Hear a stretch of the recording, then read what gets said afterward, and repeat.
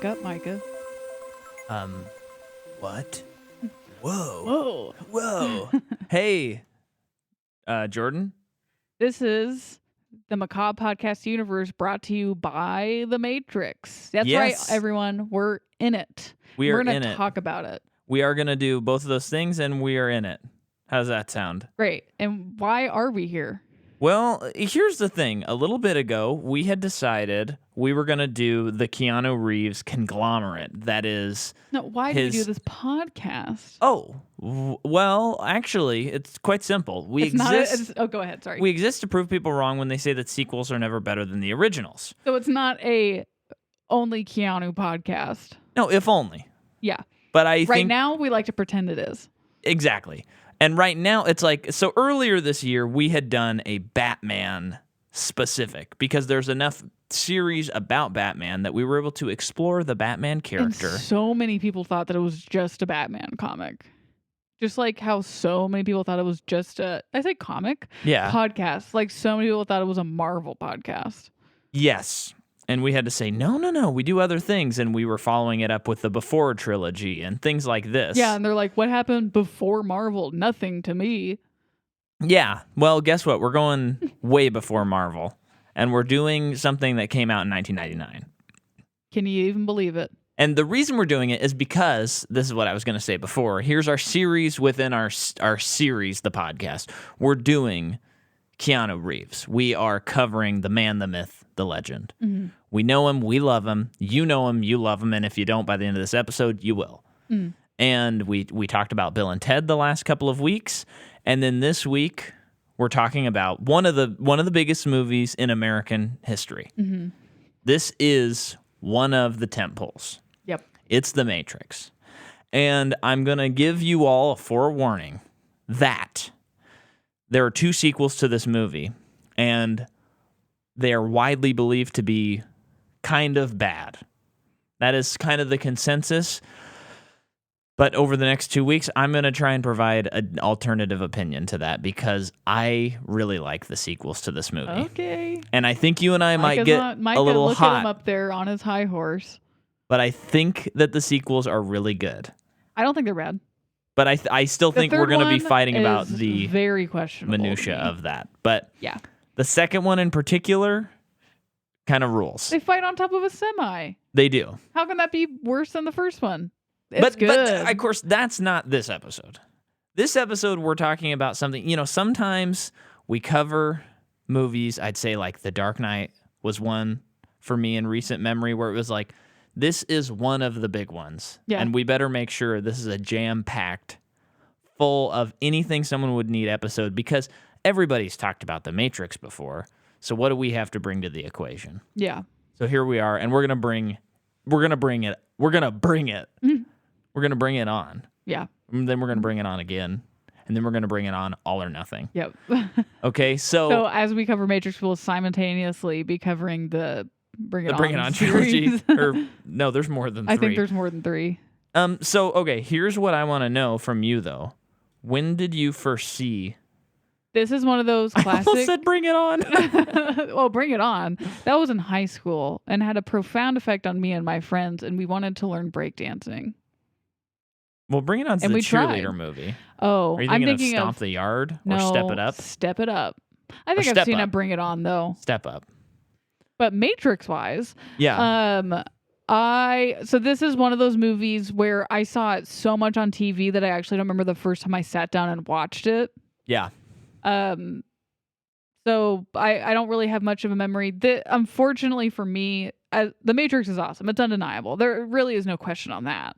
Yeah. But it has always felt like a series that I've kind of missed the boat on. Yeah. It's not like, for me growing up, like I watched Lord of the Rings all the time. I even watched Star Wars, like some big ones. And Matrix I've never chosen to watch.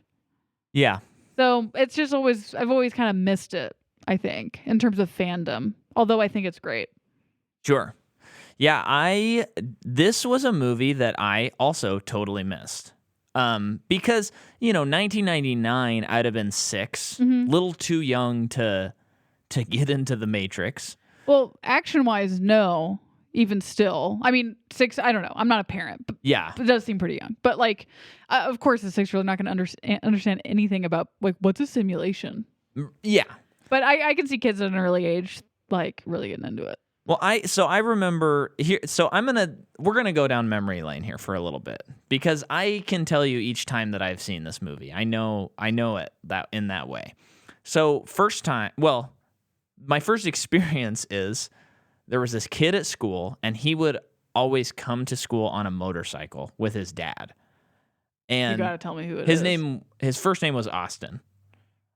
Or no, actually, no, he didn't come on a motorcycle, but I think he used to ride motorcycles. Maybe there's no motorcycles involved with Austin. I'm not sure. But anyway. Might have been a dirt bike. Was it a dirt bike? Maybe, I don't know. Okay, but anyway, and I don't remember what year this was, but I was definitely still like low elementary school. And he was telling people like, oh, I saw The Matrix. The Matrix is really cool. And for some reason in my mind, back then, I don't even think we had internet at our house and stuff. Yeah. So it's not like I was looking up movie news. And, I'm like, I don't know, somewhere between 6 and 10 years old. So I'm not super interested in like keeping up with pop culture. Yeah. So my impression of this movie before it came out, not seeing posters, not knowing anything about it for a long time, was that it was a BMX movie. Oh, that's right. You told me this recently. That's so funny. Just because of the person associated with it? I think the person associated, and I think for some reason in my brain, I heard Matrix, and I just filled it in as like BMX, Matrix, BMX. Yeah. Like there's X's in it, I guess. Yeah. And so then through like middle school, once I finally saw posters and stuff, I was kind of like, I wonder how motorcycles play into this series. Then you watch it and you're like, I don't think anyone is riding a motorcycle in this movie. But somehow I made it until my senior year without seeing this movie. Are you even really a dude if you haven't seen The Matrix? That's how it feels. But then I went to see Coldplay in 2011. Ugh, brag much. So actually, maybe it was my junior year. And I went up. That was your senior year you saw Coldplay. Oh, it was? Okay. I went up with Levi Jans, and we went and saw Coldplay. But before that, we went to his brother's apartment before the movie, who lived in Portland. And what? Before the show. Before the show, yeah. And we watched The Matrix. He showed me The Matrix. And I was like... And you were just screaming the whole time. Well, no, I was like, oh, yeah, that's really, really good. But I think, I had seen so much of what The Matrix then brings on that it was less of like, my mind is blown because I'd seen what it inspired. Yeah, that makes sense. And maybe that's why it kind of feels like you've missed it. I never said that. You said something like that. Well, let me get there. Okay, keep talking for the next 10 minutes. But and I remember he just had this. There was just a great moment where we finished the movie, and he flies away on that last shot, and Levi just turns to me and he goes, "Oh yeah," and he can fly now. Yeah. So anyway, that was the first time I saw it. Then the second time I saw it. What's the second time you saw it? Was when I was house sitting with the Millers. For the Millers, and you came over and we watched it. That was my first time, probably. That was probably your first like legit time. Yeah. Because I think that's probably why we watched it. Yeah. So then we watched that, and then last year we were house sitting for my parents, and they were all on Netflix. Yep. And I was like, I'm doing all 3 this weekend because Blank Check was covering it. No. I thought they were. No, they covered it like years before I started listening. It had something to do with Blank Check, though. I don't think so. I just wanted to watch it. From my memory. Because for some reason, like the first time I watched it, I was like, this is a good movie, obviously. Then the second time I was like, it had grown a little bit, and I'd been wanting to watch it again, so we watched it again. And then by the time we watched it last year, I was like, okay, I'm ready to become, after this weekend, like a Matrix fan. Yeah. You know what I mean? So then we watched it, and I was like, oh yeah, baby. And then last night we watched it again. So I've now seen it 4 times, and I feel like I have a pretty good, like I would say that this is great, and I'm a fan, and I like The Matrix. Cool. You know what I mean? Yeah. So congratulations. That's really exciting for you. Uh-oh, this is going to be a long episode for Jordan, I think. So, yeah, that's my Matrix. And then I'll talk about the sequels next time. I have to say, too, even though I hadn't seen it only on TV bits and pieces as a kid, me, like every other kid, was trying to recreate the Neo dodging the bullets thing. Well, anytime yes, you were playing, yes. it doesn't even really matter what game you were playing, like imaginary game with friends, cousins, siblings. Someone's doing that at some point. And it can't be overstated how influential the bullet time is. Yeah. I mean, the second series we ever covered on this spoofed the bullet time, which is Shrek. Yeah. Or no, that would have been the second third series that we yeah. ever covered on this podcast. So it's been countlessly spoofed. And what was weird though was watching this movie last night. When it came into Trinity's room, I was like, "Where's Grandma Looney Tunes?" Okay. And then I was like, "Where's LeBron James?" Okay. Let's move past it. So this movie, should we talk about it now officially? Who made it? Yes. Let's go over the next 3 hours of notes you have. Okay, so the Wachowskis wrote and directed this movie. Yes. Now, I didn't know this. This is kind of nuts to me. They wrote the script for a movie called Assassins that then gets directed by Richard Donner. And when they present that script to Warner Brothers says, "Cool, that sounds great.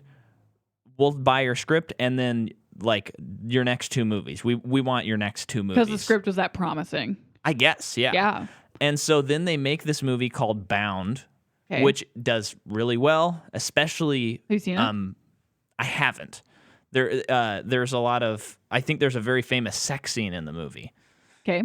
And so they kind of shake things up with that movie, and they get, like critically, that movie especially did well. And so then they get ready to make The Matrix. Mm-hmm. And it's kind of nuts because in 96, the Wachowskis pitched the role of Neo to Will Smith. Did you know that? No. Will Smith was offered Oh, Neo. wait. Because what was he turned it down to do what instead? He turned it down to do Wild Wild West. Yeah, because I think, who was talking about this recently? Well, what's funny is recently he uploaded a YouTube video, Okay. like last week, I think, and talked about why he turned it down and stuff. But he like regretted it. I think I think like back then when it came out and that movie bombed, the movie that he was in. Yeah, it bombed hard. And then he sees The Matrix and he's like, crap, I could have been in that movie instead. I think because from what I forget where I was hearing it, but people were talking about it and almost like he was the thing that he uploaded or was talking about is like he looks back on that fondly now and understands like his career wouldn't be where he's at today if he hadn't turned it down, almost in a positive way. Like he that's a good way to looks look at at it it. positively. He doesn't look at it as that's the role that got away because I mean, why should he? It's Will Smith. Right. That would be ridiculous. But apparently he looks back at it and he's like, yeah, I should have done that movie. Yeah. Well, I think now he's kind of like, well, it's just too iconic with Keanu. Like it's great with Keanu. But it was going to be him and then Val Kilmer as Morpheus. Oh gosh, we dodged a bullet. Hey, we got in bullet time and we dodged a bullet. Now, Will Smith as the lead in this movie, I don't think works nearly as well as Keanu. Because Will Smith is just such a cool, not that Keanu's not cool, but he's so cool. It's like, I don't know that I would buy him as like this hacker guy at the beginning of the movie. Well, I'll say this. Will Smith is more charismatic than Keanu to me. Keanu is like colder to me. And I think that plays to his That's what advantage. I think in this so movie. too, especially with him like trying to figure it out the whole time. I don't know. Yeah, I just think it works better. Yeah, it would just be a very different movie. Yeah. And I think Val Kilmer as Morpheus would have been devastating. Yeah. And I like not Val far- Kilmer in the movies I've seen him in. But that would have been on the heels of Batman. yeah, actually it would have, yeah. So not a good era for Val Kilmer. That's true. Potentially. Yeah. So anyway, they do that and so Warner Brothers is like, okay, go ahead with this movie. We're giving you what's the budget? They give him a $65 million budget, which is way bigger than Bound. I mean, that's not a huge budget, but that's a big budget. So Warner Bros. Was kind of like, okay, let's hope this goes well. And then to kind of ease their brain and visualize the movie more, the Wachowskis hire comic book writers Jeff Darrow and Steve Stroke to draw 600 pages of storyboards. So cool. And I was watching the behind the scenes, and it's nuts. Yeah. Because a lot of the exact shots that they drew are in the movie. That's so cool. So they basically hired people to make a graphic novel. Yeah. And it's crazy. Has that ever been released? It's had to have been, right? It should. That would be cool. Yeah. Talk about a great coffee book table. Coffee table book? Yeah. But, shots like when the helicopter, all those bullet casings are coming off of the helicopter and the camera's pointed up. That's like they drew that. And so they send that to Warner Brothers, too, to kind of be like, we have a vision. Yeah. And then once they'd filmed a little bit, they send Warner Brothers like the first few minutes that have Trinity fighting the agents and stuff. And then Warner Brothers is like, okay, we're not worried anymore. Yeah. So then they're good. So very smart of them. This movie, when I was watching it and imagining, director's second movie and stuff like that, I'm thinking this is probably kind of a troubled production. Yeah. But pretty much just a tight ship. I think they had enough of a vision. Yep. And everything that it's like, yep, they got it. Yeah.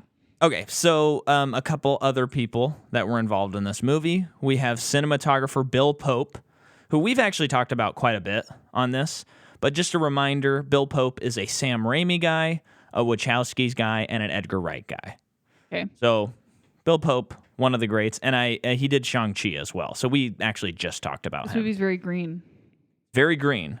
Now, I watched a video months ago, and I'm kind of forgetting it, but I think Bill Pope and someone else worked together to do like an ultra high definition cut of this, and it the what was released was way less green, and in the video, the person went into how like back in the day before digital things on film. When things were released on DVD, they'd get them from the theater and they have to like remix the color for DVD and stuff and VHS and all that. And in the process, somewhere along the line, like the Matrix got kind of like more greened up than it originally was when it premiered in theaters. That feels like a choice though. But I know I'm not saying I believe that, but just because green is the color palette. Well, so yes, and I think you're definitely right in what you're saying. But and on the video he was showing back-to-back stuff like of the lobby scene and stuff like that, and it was like very significant. Different. Yeah. And so I believe it was Bill Pope and some of the other people were trying to make it like what happened in theaters in 1999. So it was a lot less, but it's still there. Yeah. And I was trying to notice because the version we were watching on HBO Max did say like 4K UHD. So I thought, maybe this is the new version, but it looked as green as I remember the movie being. Mm-hmm. So it's just an interesting thing where like now when a movie comes out, they can upload it to iTunes the same day if they want to, and it'll look... A movie on iTunes? Yeah, like it will look like exactly the same as in the theaters. Yeah. As far as color balance. Yeah. But yeah, that's kind of interesting. But there's definitely, like, in the movie, when you're in the Matrix, it's really green. That's still a choice that they made. Mm-hmm. And then when you're in the real world, it's much more blue and it's cooler. Mm-hmm. So, anyway, the music is by Don Davis. And we've also covered Don Davis way back in Jurassic Park 3. The more we do this podcast, we won't have to talk about any of these people anymore. Yeah. The movie comes out June 11th, 1999. It makes $173 million in the U.S., and it makes $465 million worldwide. Certified hit. Certified huge hit. And then I have a lot of other stuff, but I think I'm going to kind of do it as we go along because there's a lot of, or at least I want to hear about the actors. Okay. Yeah. So... We have Carrie Ann Moss, who plays Trinity. Early in her career, she did a lot of TV. One thing I noticed that was very interesting, she's in a TV show as a series regular. The name of the TV show, The Matrix. Is it related to this? No. What? Yeah, let me look up what it's about. 30.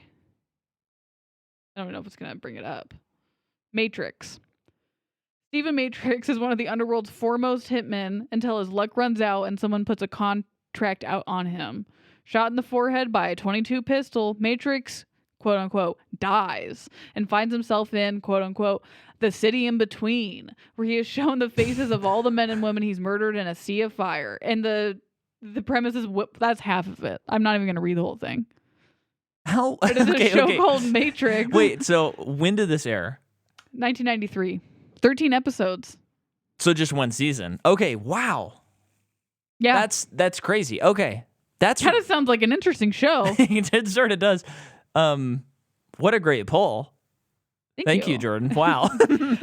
Not only that, though, she's in shows like L.A. Law, Baywatch, and then movies like The Soft Kill, The Secret Life of Algernon.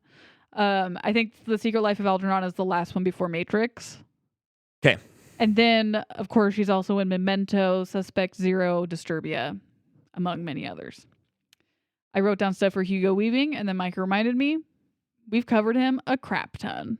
We have. But we have not covered Joey Pantoliano. Yes. He is in also Memento. Yeah. And then, He's what's his character name? It's so I can't remember. I didn't look. Sorry. Sorry. No, I can see his haircut in that movie and just the way he acts. He's usually scuzzy in his movies, but he's so scuzzy in that, and you keep thinking he is like the guy that's doing everything wrong. Well, because it starts with him having done everything wrong, and then I'm gonna spoil the movie. Well, I hope you've seen it by now, people. But guys, he's also Ralphie in The Sopranos. And boy, is he. What a one of the craziest characters on that show. And talk about scuzzy. And just downright one of the worst people. Yeah, and one of the people too, because that's the kind of show where you at one point you hate everybody and you just hope everyone gets his. Yeah. And by his, a gun in the head. And then at some point something happens. Or an like, egg frying pan to the face. Yeah. But then usually I flip and I'm like, oh, but I want them to learn the error of their ways. Ralphie, never. No. It's just F that guy. But what was wild, so spoiler alert for Sopranos, a 20-year-old show. When he finally got his, and Tony is at his house and he kills him, it was so brilliant because this guy was so despicable, but it was so unsatisfying how he was murdered. Yeah. And for the reasons why he was murdered, it was like, that's why you killed him? Yeah. Just kind of on a whim, not because he did all these other terrible things. That was the moment when I finally felt on his side when he was getting the life strangled out of him. I didn't, though. Wow. I understand about it was so out of the blue. I mean, we all knew that it was probably going to happen one way or the other, but it was very shocking how it happened. And part of it was because Tony was not planning to do it. I know, it was a crime of passion. But he does it because you think it's about the horse, but it's about the prostitute or the stripper that he murdered. But he kept saying it's all about her, and he's meaning the horse, but he's really meaning her. Because remember, like around that time too, he was reflecting a lot about his own daughter. So he was. That's right. Him killing the stripper is like him just thinking about his own daughter, who's not a stripper, but just a girl. Yeah. You know, we can get into it later. Brutal. But he's also in The Goonies, guys. And then he's in Empire of the Sun, which I don't remember that. I don't remember that either. And then he's in Midnight Run and Bad Boys and a ton of other things. Several of those, though, were pre-Matrix, which is what I'm focusing on. Yeah. Gloria Foster, who plays the Oracle. She is in Soul Food, Law & Order, Cosby Show, City of Hope. Marcus Chong, who plays Tank, is in kind of a crazy filmography, this guy. Really? He's on Little House on the Prairie. Okay. Dallas. Okay. Facts of Life. Okay. But it's all like one episode, and he was obviously a child Uh-huh. when they came out. And then he's in American Heart, which, have you seen the poster of that movie? No. That's the one with Jeff Bridges, and he's on the cover, and he's shirtless, and he's like super ripped, and it just looks so weird. You got to look it up right now. American Heart is Yeah. what it's called? And then he's in the Vanishing Sun series, which I've never heard of, but it looks like a martial arts series. Doesn't it look like someone photoshopped their grandpa onto a model's body? It looks like someone photoshopped Jeff Bridges' face onto Anthony Kiedis' body, the lead singer for the Red Hot Chili Peppers. Yeah.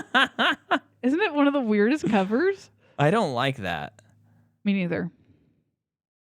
It's got Edward Furlong too. The John Connor from Terminator 2 is in it.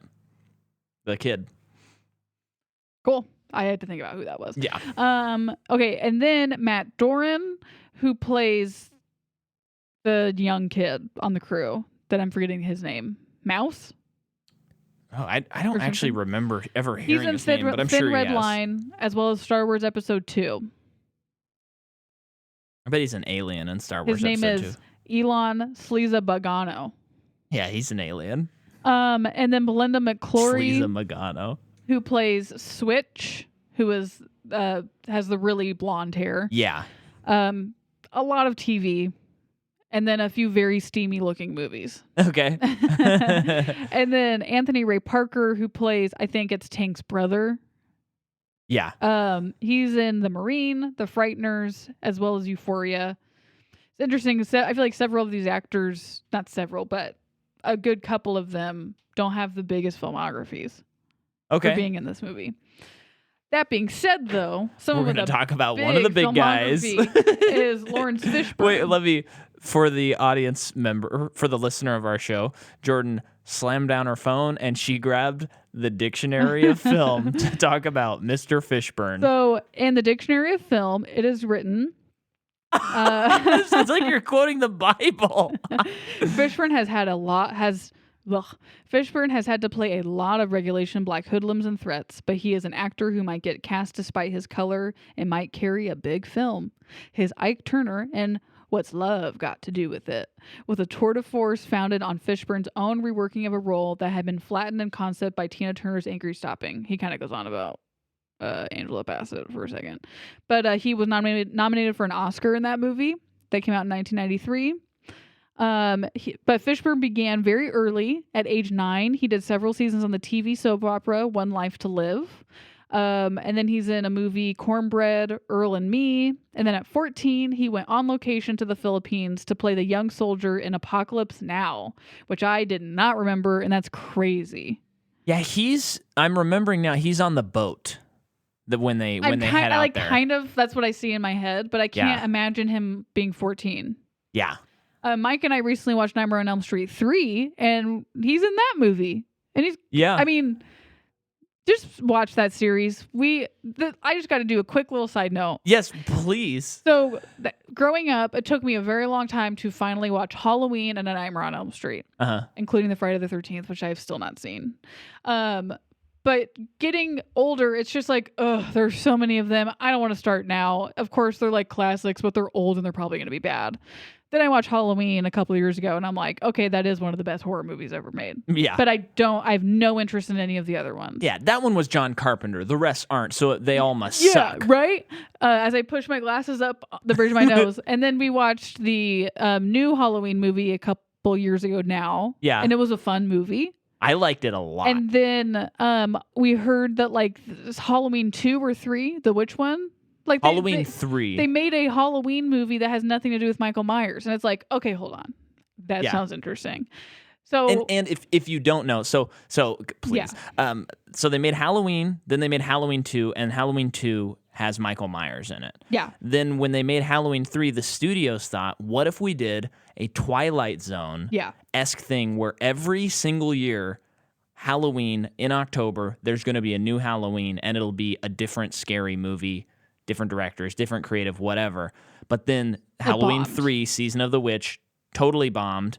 Has since been, a lot of people have said it's actually really good. Yeah. And I guess Halloween Kills like comments on it somehow. I think they like bring it into the Fun. series. Very fun. And so then Halloween 4 is Halloween 4, The Return of Michael Myers, Okay, and then don't, the rest of no, them. don't go through all the movies. That's all. No, that's all I'm saying. And then this year I finally watched Nightmare on Elm Street, which I think I've already talked about on an episode that has nothing to do with that movie either. And it's wonderful. Watch the second movie. I couldn't believe a movie that bad could be that good. And then we watched the third movie recently, and it was just like, this movie is genuinely awesome.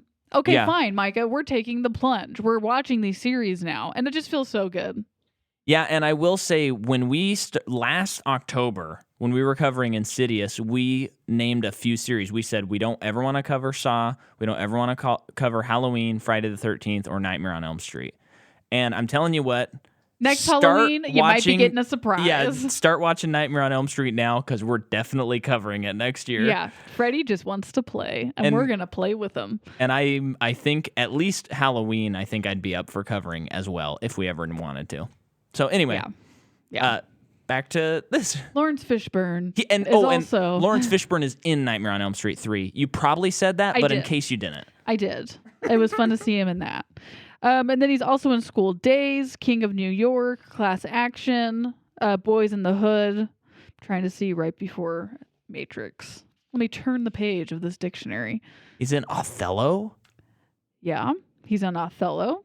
He is also in Miss Evers' Boys, Event Horizon, Always Outnumbered, and that's the last one before The Matrix.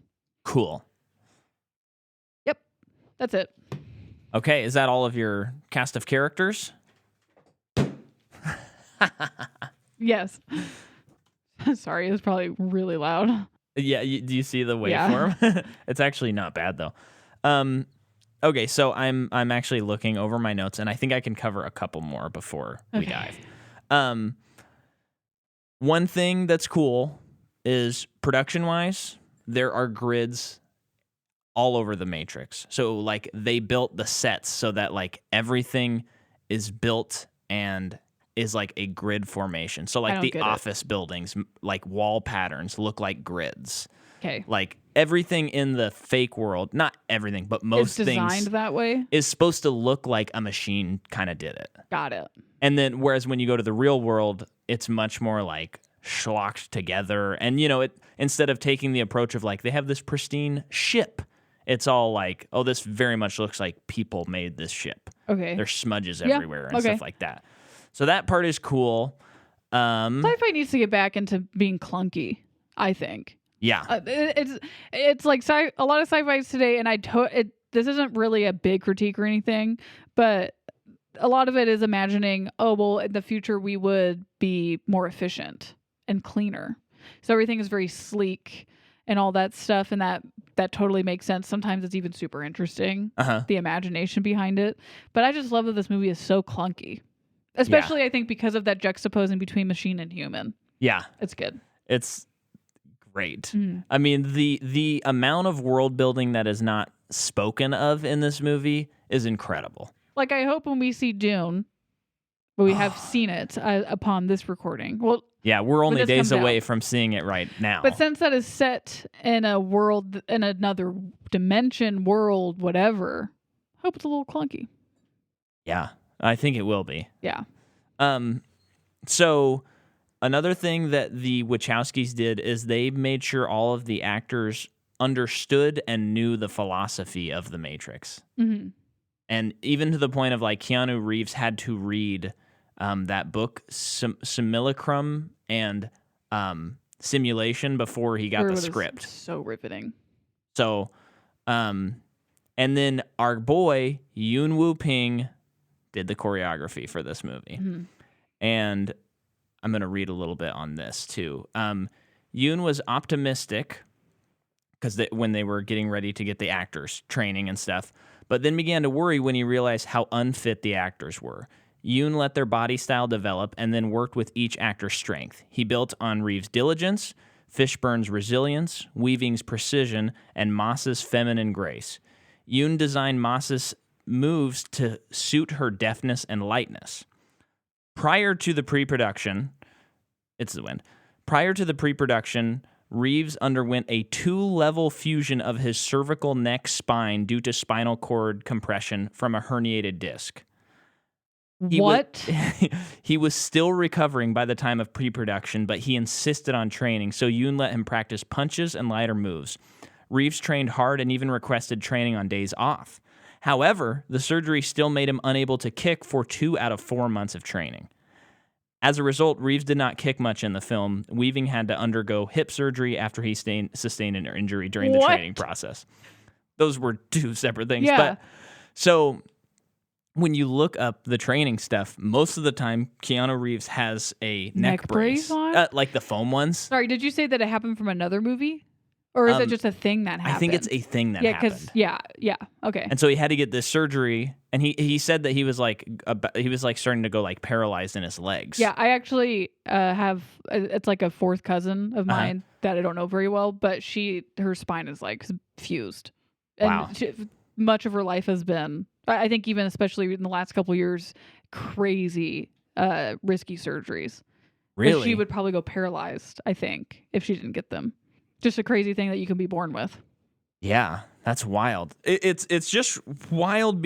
Also, like in this movie, I would never have guessed that he was like struggling with an injury while they were getting ready and stuff, because he just looks like in the zone the whole time. Well, I think that speaks to the coordination is just so good that they play to the strengths to mask the weaknesses. Yeah. I mean, Wu Ping's the best, right? Yeah. Can we all agree he's the best? We love this guy. By the way, love just looking at videos of him like being interviewed and stuff. He just rules. Yeah. So another thing about that I want to key into, because we're exploring Keanu, is this man, he kind of has that Tom Cruise kind of thing in him. It's different. I don't think he's quite as crazy as Tom Cruise, but he locks into like, okay, I'm giving everything possible to this. Yeah. And so, okay, I have a fused spine and had to undergo surgery, but I can still practice punches. Perfect. Let's practice on Sundays when we're supposed to have days off. Yeah. Like he's always committed, and I think that in a movie like this, it really shows. And it's crazy, like watching that dojo scene and knowing, for the most part, like that is just Lawrence Fishburne and Keanu Reeves fighting, and it looks fast, it looks intense, and it looks professional. Yeah. And they're just doing it.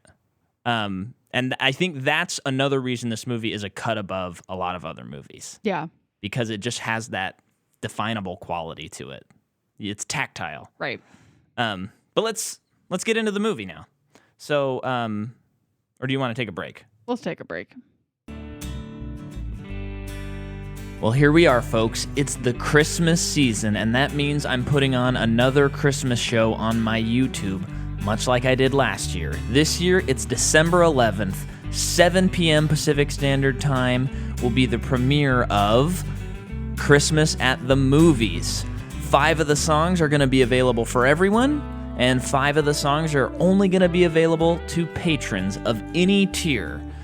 And we have some wonderful guests this year. We got Jacob and Sheraya Summers, Brett Levick, Troy Thompson, Josiah Oliveira, Johnny Gerson, Evan Coons, Noah Cunningham, Aaron Fagan, Richard Bokish, Stephen Nance, Lauren Panter, Anna Marcoux, Reed Campbell, Chris Heisner, Jeremy Eden and his puppets, and also, of course, I'll be there. So mark your calendar, be there at the premiere December 11th, 7 p.m. Pacific Standard Time. Be there in the comments. Go to patreon.com/MICAHMCCAW. Get the entire concert. It is, I can tell you right now, I'm still editing it, but it is unbelievably cool, and I think we topped last year. So get ready for Christmas at the Movies. Okay, so the movie begins, and we have, it thrusts us right into the Matrix, because we're seeing the falling code, the iconic green falling code. And we're hearing voices. We hear Joey. We hear Trinity. Maybe we hear Morpheus. I don't remember for sure. But then Well, it's about like, do you really think he's the one? Right. Yes. So we're already setting the stage. Mhm. Already in this, in the first like seconds, they're doing better than most movies at world building. Hmm. And then the police are doing this raid into this house. And they break into a door. It's 303 for Trinity. I'm assuming those numbers are intentional. And it's 303. They break in, and Trinity starts fighting these cops. Yeah. And it's just so stylish. She's wearing all leather. She is like... Is so she's been going into the Matrix trying to help track down the one, right? Like that's why she's there in this moment. Yeah, because Okay. later she's gonna contact Neo in a couple of scenes. And it's cool because the other thing is apparently Carrie Ann Moss did all of her own wire work. That's impressive because It seems looks tough. complicated. But what stinks though is at the end in the lobby when she like runs up the wall, she had hurt herself, and apparently she was devastated that she was not able to perform that stunt. Oh, that But sucks. she literally couldn't. Yeah. But so we have that great scene where she jumps into the air, and it's like this crouching. It's like Karate Kid style. Yeah, that's it. And she kicks the guy, right? I think so. But she also runs up the walls. They're shooting bullets at her. Yeah. Which, I mean, I can only imagine being in a theater and watching that. And it's like, I've never seen that before in a movie. I know. And Scene one. what kind of this time, I think more than any other time when I was watching it, I was really, really jealous of people seeing this in theaters. I know. Yeah, I know. Me too. Because this time around, even though we have a decent sized CD, we have a nice little setup at home, the movie felt small. You know what I mean? I was like, this is just not a movie you watch at home. Obviously you do. That's what you have to do. But I was like, this is supposed to be in theaters. Well, that's the whole me feeling missed out on this movie. Well, I Karen Hahn, who I follow on Letterboxd, I was looking at her little reviews of the movie, and one of the times she watched it, she noted that it was a 35 millimeter screening. And I was just like, see, that's why I would want to live in New York or LA, so that you could have those experiences with movies, and just like, you don't even have to keep up with new movies. You could just watch all these old movies and experience them in a way you've never seen before. Right. But anyway, so she's running and she breaks out. She runs all over the rooftops, and already, we're seeing things that are like, okay, this person is not from our world. Yeah. Soon enough, we'll find out that actually... Did you ever watch a trailer for this? I mean, I have since. I don't know about like when I first saw a trailer. I don't know if I've ever seen a trailer for this movie, so I'm just curious what they showed, how much they showed. Because in watching this movie this last time and just thinking, like, you see so many fantastical things happen before anything's explained to you, and I just wonder what people thought. Yeah. Does she just have or do a couple people in this world have superpowers? Is it kind of like a superhero movie? Well, okay, so funny that you brought that up. I was looking at the legacy of this movie, and after looking through it and thinking about it, I went, oh my gosh, this is so right. So this movie comes out in 1999. Yeah. Now, we've had a couple of superhero movies like Blade, but we really have not had... Like, Blade is fairly popular, but that's maybe kind of it. We have the Batman movies, of course, but those are kind of their own weird template. Mm-hmm. But a lot of people have kind of argued that this movie kind of, funny enough, sets like the superhero template that will then be employed and used in movies for the next 20 plus years. That's pretty interesting. Because after seeing this movie, they do X-Men. Yeah. Spider-Man's right around the corner. And a lot of those movies have that similar thing where it's like extraordinary powers. This one important person has to do this one thing. And it's just funny because now it's kind of it's pretty formulaic. That's like almost every movie that comes out, how it feels. Right. But it's like, yeah, I guess one of them had to be the one that started it. It's just so crazy that this movie comes out of nowhere and it's like this. I just feel like, and this is just some feeling I'm having in this moment, that doesn't happen very often anymore. Yeah, and it connects with the zeitgeist and everything. Yeah, and it reminds me of Unbreakable, how that movie just a lot of M. Night movies actually, but they just come out of nowhere, Mhm. and they're just about really out there things, Yeah. and there's absolutely no source material for it. Yeah. Is like, I just feel like so much. Most of what we see today are adaptations of something, Yeah. which makes sense because it was successful first somewhere else. So like it's a good business decision to adapt it, although it doesn't always work. Yes, of course. But just doesn't. It feels like it doesn't happen as often, unless it's a drama that someone just wrote. Well, I think there might be some in between, but I feel like the last time it really, really happened, where like all of culture was captured by just an original idea, and everyone was like, "This is amazing, and we love it," would probably be Get Out. I'm actually thinking Split. I think Get Out is a really good one as well. Horror, though, is a kind of its own thing, right? Too. I See think. our last couple of but series. I know that one. I think people would even classify it more as a psychological thriller more than horror. So that is good. That's a good one too. But I'm thinking Split. But Split is based on Unbreakable. But I think it still counts in that category. But it doesn't even have like, because to be alive in the 70s, in 77, I believe, when Star Wars came out, it's like that. That's a moment when like all of film changes. Yeah. And it spurs this fan base that now will argue about like whether certain lightsabers scientifically make sense. I know.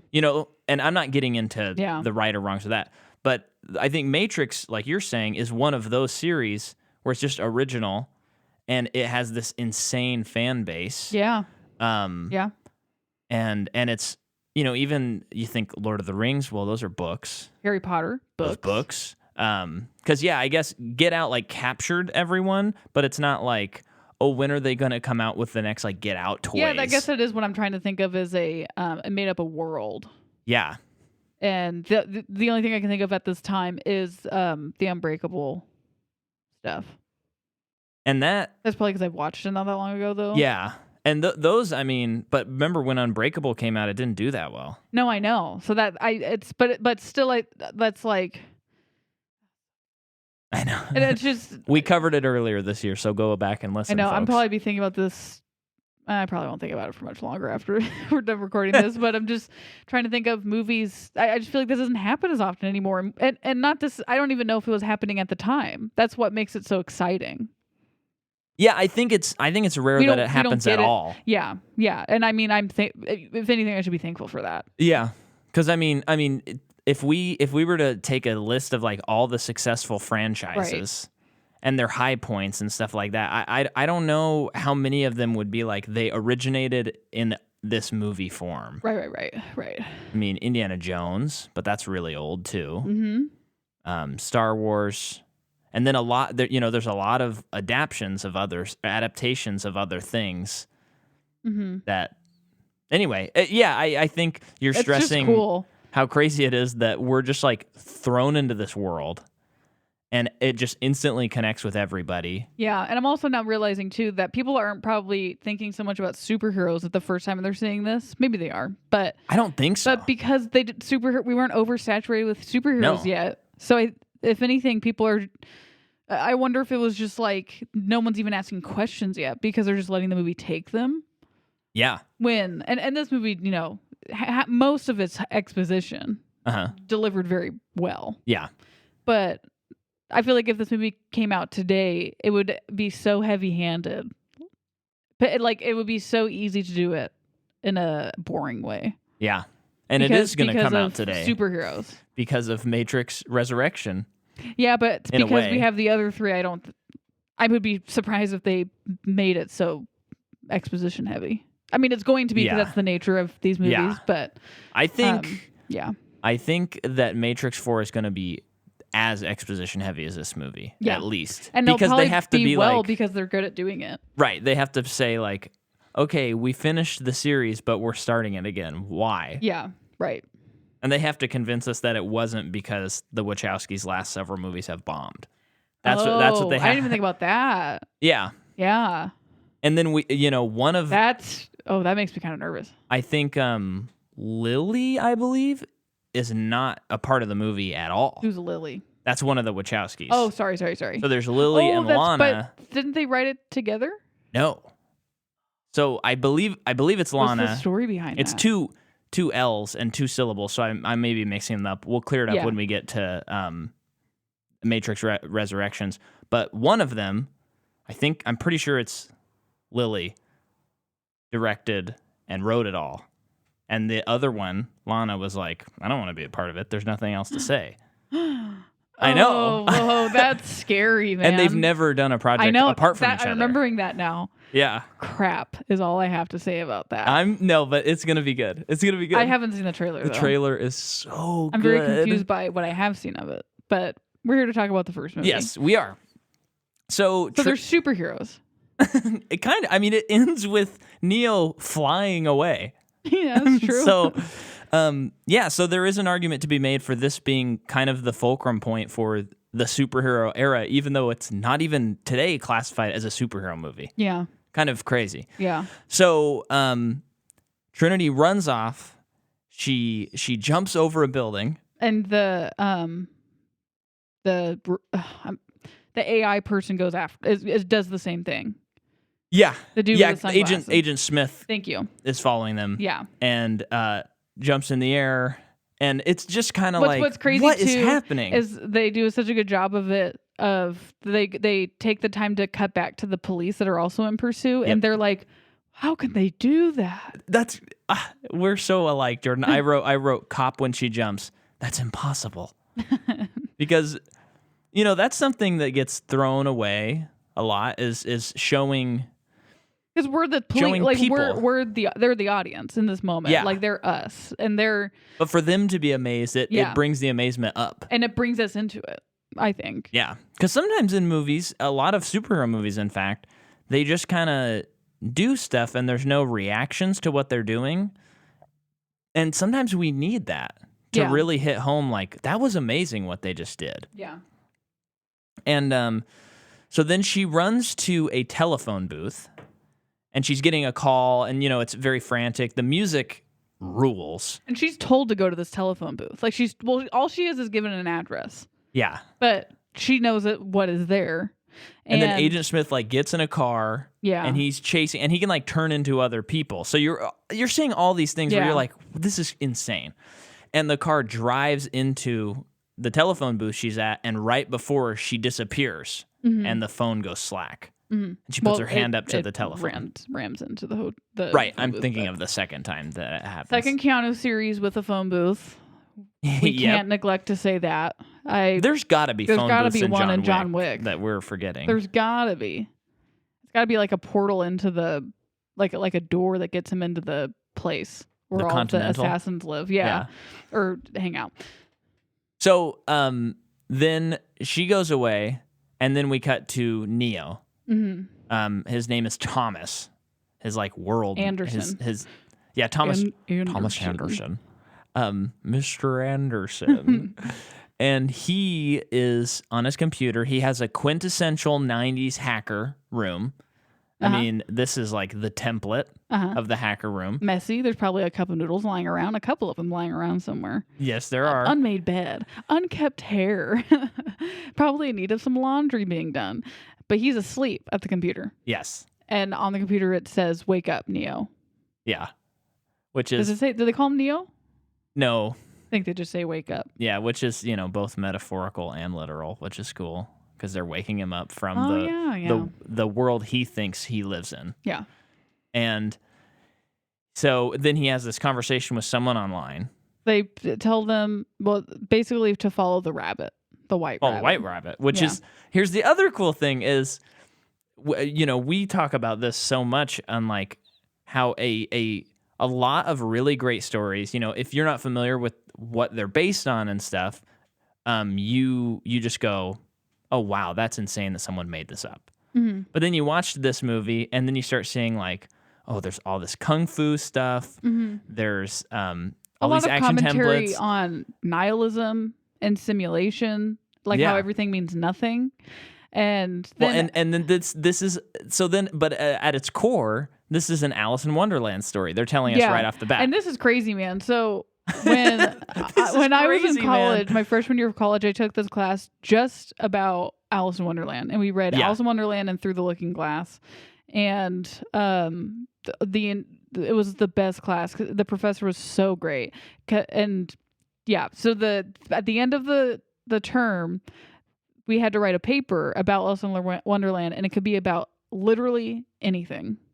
Uh-huh. And that was actually the only work we did for that class. So Wow. it all was hinged on the paper, but it was one of those things where it's like you participate, like everyone's passing if you get the paper done. Right. Um, It's more about like interpretation and just participating in discussion during class. But he was giving a lot of ideas of what it could be about, and one of them was like, and people have done parallelisms between Alice in Wonderland and The Matrix, and I'm like, what the F is he talking about? Because at that time I'd only like seen it on TV, yeah. and I'm like, this weird movie with that canoe guy.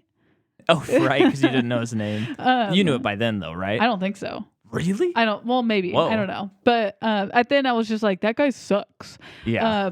But I just could not understand that at all. Uh-huh. Mostly because I didn't know anything about The Matrix. And then when you watch it, you're like, oh, he I'm like, literally it's follows like a rabbit obvious. down the... Yeah, I thought that it was just like there's someone's reaching some for person straws on or... Reddit at one point Yeah. in time, these really cool parallels that actually do make sense, Yeah. which is fun stuff. But it is like, oh no, they're pretty obvious about it. Yeah. And I love that. Yeah. And what's something I was thinking about the other day. So he gets a knock on the door and they're friends and they're like, did you bring the stuff? So I don't what know are they what the buying stuff from him? is. I already forgot. I don't think it really matters. I think I always thought it was like some VR experience. Almost like, and I might be wrong, but I think the only reason I think that is because they live in this existence, which seems to be a kind of like a normal world, but not, but kind of a boring world too. Yeah. Where people want distractions, and that's what he supplies to people, which is just ironic because this whole thing is a distraction from what's really going on. Even if that's not what he does, I like that, and let's say he does. Okay. Because that's cool. But something I wanted to point out, so he hides these discs in this book called Simulacra and Simulation. Mm-hmm. And I was going to go really deep into the book, and then I looked at the note I had, and I was like, I can't. What's it about, at But least? from what I can tell, it is, and I'm basically going to distill something that was already distilled, so I might not even be close. But it's kind of this idea that, like, say you're a Christian and you believe that Jesus died on the cross, and you have, and we're going to be talking a lot about Jesus because this is Matrix, and if you make like an image of the crucifix, like there's like a point where the more images you make, the more you try to define God or your experience of the cross, the less that you are, and I'm not saying whether I agree or disagree with this, but the less power God has, and the more power is given to that object. In You should terms say of- that about Catholicism. Yes, yeah. So it's kind of like you're making a copy of a copy of a copy, and at a certain point, like the essence of the thing that you love or believe in becomes not what it was because of simulacra and simulation. That's my understanding of it. I mean, I keep going. obviously have to read the book to really get it. Have but- fun, because when he opens the book too, it's on the chapter on nihilism, and I bet that's a very fun read. Well, and what I wanted to point out about that. So the book is on nihilism. Like the when he opens the book, it's on the chapter nihilism, what you just said. Now Neo, when he begins this journey, he is not a believer. He is True. Very nihilistic. true. He doesn't believe anything. And then throughout the movie, he comes to believe. He comes to faith, as you could say. So this book literally starts him on his character's journey, and you could see literally like, okay, he's nihilistic, and he will gain faith by the end of this movie. Yeah, he's at a point where nothing matters. Yeah. I mean, that's cool. Yeah, that's great too, because the So like, yeah, that's where he starts, but he is a character of hope because like, Yes. because they know that he's searching for an answer, but it's almost like I'm searching for this answer in vain because I know it's not there, and then it is given to him because of prophecy and all that stuff. Yes. But he gives the guy the thing, and then they convince him to go out with them because the girl has a white rabbit tattoo on. Yeah. Tattoo. Period. No, before you Yeah. go through, I know I'm diving deep, but I found a little section that I think will sum up that book a little bit better. So the author claims that our current society has replaced all reality and meaning with symbols and signs, and that human experience is a simulation of reality. Moreover, these simulacra are not merely mediations of reality, nor even deceptive mediations of reality. They are not based in a reality, nor do they hide a reality. They simply hide that nothing like reality is relevant to our current understanding of our lives. That is a bummer. Yeah, it's certainly It's very incredibly interesting. interesting idea.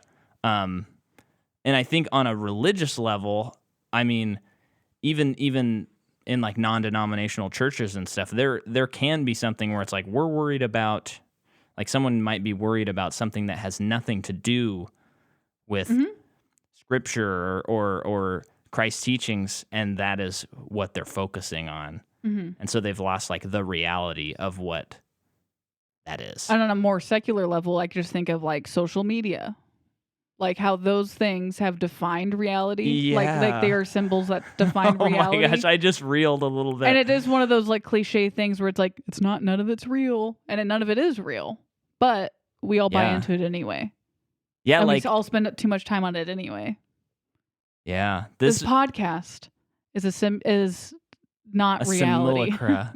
Well, yeah, I mean, this movie is very very prophetic in how it deals with our relationship with machines and technology. Because yeah, that whole idea, even from my own experience, you know, it's like, oh, I want to post a picture on Instagram. You take a picture, you pose for the picture, or you do all these things to where it's like, well, that doesn't actually represent me as a person. It represents what I want people to perceive me as. Yep. So there's no reality involved in that. I'm going to I bet delete this movie's- Instagram right now. I bet this movie still F's up people. But I bet especially in 1999, Oh, yeah. this Well, this is like you don't necessarily have a computer in your home. And well, no, you probably have a computer in your home in 1999. probably not. People aren't on it as often as we are today. No. A lot of people No. probably still don't even have email at this point.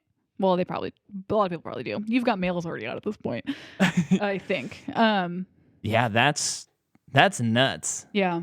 That's hey, this movie's still impacting me just now. Yeah. I mean, that's interesting. I just, when we were watching this movie, I kept being like, this is what people are in the movie like right now. And I would scream. Wait, say that again? When you and I are watching the movie and we would get to a certain point like that, like an epiphany moment, I would say, this is what people in the movie theater at the time were doing. Yeah, and yeah. I would scream. Yeah, it was very funny. Now, before we get away from these people who are outside his door, I just want to point out that the guy says to Neo, he says, you're my savior, man, my own personal Jesus Christ, which is foreshadowing the entire series. Yeah. Because Neo is the one. Yeah. And then he also says, Neo's like, man, you ever like not sure if you're awake or not? And he says, you need to unplug, man. Mm-hmm. So again, foreshadowing that he will unplug from the Matrix. Mm-hmm. This is a good movie. And don't one of them say like, you're sounding like you're on a drug. Yeah. And it's just funny that, and they say it almost in a way like, right on, dude. Yeah, like you're kind of cool. And it's like people in a simulation taking drugs to distract them from a reality that's not even real. Oh my gosh, yeah. Crazy. So then he meets Trinity in the bar where they play Rob Zombie's Dragula. Gotta love it. And then we go to him at work. Well, what does she tell him? I don't remember what she tells him off the top of so my you're head. just gonna pretend like Yeah, I was going to try and get away with it, but you've nailed me to the wall. Well, he's there just hanging out doing nothing, as if just like waiting for something to happen. And that's when Trinity shows up and she tells him pretty much, I know how you feel. I know what you're looking for because I was Right. looking for it too. Yes. And she said, you want to know you want to know what the Matrix is. I think she said something Yeah. like that. And he's like, what's the Matrix? And then she says something about Morpheus, who we've seen in like article clippings that he's like this wanted person. Mm-hmm. And she's like, yeah, I know Morpheus, basically. Mm-hmm. Now, another thing, for those of you who don't know, Morpheus is the Dream Lord in whoever made up Morpheus. And again, all these things are very symbolic. When was Morpheus created? I don't know. The concept of that. I don't know. I've never thought about that before. I know the character of Sandman, like I know, but DC I just Comics. wonder if it's something else. But yeah, I don't like if it's a mythology somewhere. I think it is. That's cool. Um, It's great to have just finished Sandman and watch this. I know it kind of has a different look to it once after reading Neil Gaiman's Sandman. For those who enjoy graphic novels, that's a good one. Big recommend. I put it off for way too long. Yeah, but maybe we couldn't have handled it if we read it earlier. I guess. So then Neo is getting talked to at work by his boss, who's like, Because he's late. Yeah, you think you are by a different set of rules, yada, yada, yada. He's working at like a cubicle. It looks He works at some awful. software company. Yeah. And it's like, you have to be on a team. You have to show up here and be ready to be a part of a team. It's all about like being a part of something that's bigger than himself. And if you can't do that, then you can't be here. Yeah. And he's about to be part of something that's bigger than himself. yeah. And it's interesting because like he's made to be kind of like a slacker Uh-huh. in a way. And it's just very interesting. It's like he is that way because it's almost like he knows his day-to-day doesn't mean anything. Uh-huh. And so he has no desire or encouragement or motivation to do anything about it. And it doesn't show any like worth ethic in that way. But it seems like when he's a hacker, that is when he is throwing himself into something because he thinks that there is something there. Yeah, definitely. That's it's crazy once you've seen the movie several times how like every scene is like screaming at you what's going to happen. Mm-hmm. Either later in the series or in this movie. It's just all like it's just such an expertly written script. And so then he gets a package from FedEx, signs it, and he gets a phone call. And by the way, the shot when it sees him look at his phone rules, iconic. And he grabs the phone, and it's Morpheus. And he's saying, here's what you need to do. You need to... They're here for you. And he looks above his cubicle, and Mr. Agent Smith and the other Agent Smiths kind of are there. And then he's like, okay, in 3 seconds, you need to run across your hallway to the other cubicle. 3, 2, 1. And then like the agent will come around the corner and miss him, which is very end of Bill and Ted's Excellent Adventure, where they're sending messages to themselves. It all comes together, guys. I know. And then basically Morpheus navigates him to a window, and Neo gets out on the window. He needs to get to a scaffolding. Yeah. And I just love this because we're thinking, we've already seen some incredible things in the movie. So we're thinking he's going to, jump off the building or he's going to do something crazy. And then he just says like, I can't do this, and goes back inside and gets captured. And it's just like not what you're expecting at all. And well, it's interesting because he gets this phone call on a cell phone that was delivered to him that he's never from a person he's never heard of before. And telling him to do these things, and it seems like this person is guiding him to safety, but it is that lack of faith moment where he is like, no, this other way is the only way out. Like he needed to literally take a leap of faith, and he wasn't willing to do that. So he's being interrogated by Agent Smith. They've got a big file on him. Yeah, they have a big file, and he has the great line where they're like, so you're going to tell us all the answers we need to hear. And he goes, how about I give you the finger and you give me my phone call? And gotta say, Keanu gives a strong finger. Very strong finger. Yeah. Very sausage. He's in the sausage zone on the finger on this No, one. it like overextends. Yeah. It's nuts. We're Yeah. flipping each other off right now. Do we have to mark explicit for that on this episode? And so he says something about, well, why does he take his mouth away? I can't remember. Well, because he's like, sure, here's your phone call, and then he's like, I hope you can make it, and then his mouth seals up, and he can't talk. And Keanu's reaction to his mouth sealing is crazy, and I think it's pretty clearly a practical. Yeah, you can effect kind of on tell him. that it goes like back here. And it looks awesome. Yeah. I mean, it's CG's to get on him. Yeah. But then once it's on, Yeah, it looks cool. it's great. And then they inject some sort of weird bug in his belly button. Yeah. And you're it's just a like, tracker. ew, Yeah. what is that? Gross, but cool. Yeah. And so And they send him on his way. send him on his way. He wakes up. Mm-hmm. And then he gets grabbed by Trinity. And a couple other peep. And we're in like body horror zone because they remove the tracker from his belly With a cool clunky device. That's cool, and I want to see it back. Yeah. And what's cool is when the device was first shown, it's like a practical object. Yeah. But it FX wise changes into like that crawdad looking feature thing.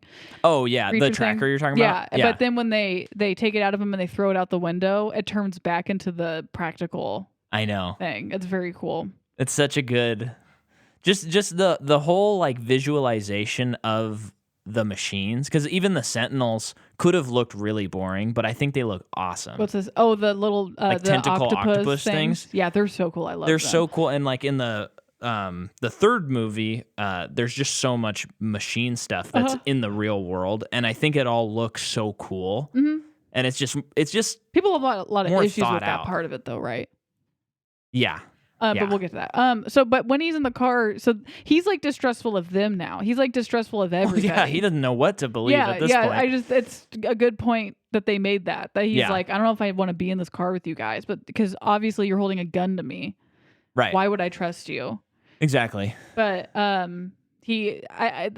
think they like stop the car. I think she opens the door and it's kind of like, you can get out if you want to get out. Yeah. But if you want to have purpose and do something with your life, you can come with us. Yeah. And he says, okay. Yeah. And then he meets Morpheus. Yeah. And we have the red pill, blue pill scene. One of the coolest scenes in the movie. Yes, which I I'm do sure remember the this trailer about was the trailer. Actually. the trailer was probably like kind of framed around this scene. Yes, I I actually imagine. do remember this. You do, okay. But yeah, the Morpheus getup looks so cool. I love the sunglasses Yeah, and the long leather trench coat. Guys, there's so much leather in this movie. It's pretty ridiculous. it's awesome. They're making a Catwoman from Batman Returns are. look like nothing. They really are, and it's hard to watch it and just not feel bad for most of the people in all the leather. They're probably so hot, and they're probably so chafed. Well, they're certainly hot. Oh, okay, yeah. But Morpheus gives him the option of the red pill or the blue pill. Yeah, if he takes the red pill, Yeah. he goes back to his normal life. He wakes up and everything will be the same. If he takes the blue pill, No, it's the other one. no, it's the red pill. Oh, okay, sorry. And then if he takes the blue pill, watch this be something where one of our I'm pretty sure listeners- it's take the red pill. I don't think it is. Can you look it up? Yes. So from this moment on, I noticed that there is a lot of moments where we see Neo's reflections and things throughout the movie, most of the time in sunglasses. And it's a very obvious reflection too. And it's so cool. I loved how they did it. And you're right. He takes the red pill. thank you. And then the blue pill brings him back. Which I'm makes sense so because wrong. the blue pill is like calm and going back to sleep. Yeah. But so there's a lot of Neo's reflection from this moment on in the movie. Yes. And I'm just curious why, other than like it's him facing himself. Oh, do you have that? I Oh. sort of have it. Okay. So, the film's score was composed by Don Davis. And I'm talking about a visual. he noted that mirrors appear frequently in the film. Reflections of the blue and red pills are seen in Morpheus' glasses. Neo's, yada, yada, yada, yada. Davis focused on this theme of reflections when creating his score, alternating between sections of the orchestra and attempting to incorporate contrapuntal ideas. We won't get into that, but that's a musical term. And Davis' score combines orchestral, choral, and synthesizer elements. The balance between these elements varies depending on whether humans or machines are the dominant subject of a given scene. So Cool. I think how that breaks down, if I'm remembering correctly, is like mostly when they're in the Matrix, it's much more like techno driven, and when they're out of it, it's more orchestral. So I know that doesn't answer the question that you said about like what do the reflections mean. Well, But it's I thought interesting. I'd It's say always when he's in the Matrix that I noticed it. Yeah. And maybe it is like a seeing himself and knowing that this isn't real, and then facing what's going on Yeah. and facing himself, because most of the movie he's trying to have faith that he is the chosen one, especially after he's told that he's not. Right. It's interesting. It is interesting. So, Morpheus has this big old speech, and You it's don't remember just a lick of it, do you? no, it's so iconic. It's like, how do we talk about it? You know what I Uh-huh. mean? It's like the leather chair is iconic. Like everything about the scene. Is this where he shows him the real world, or is that after he takes the pill? That's after. That's after. Yeah, Because it wakes him up. Yeah. Oh yeah. So he takes the. Oh, you know what's interesting is the vessel that he wakes up in is red, and he took the red pill. Oh, is it really? Yeah, I didn't notice that. yeah. It's like lit red.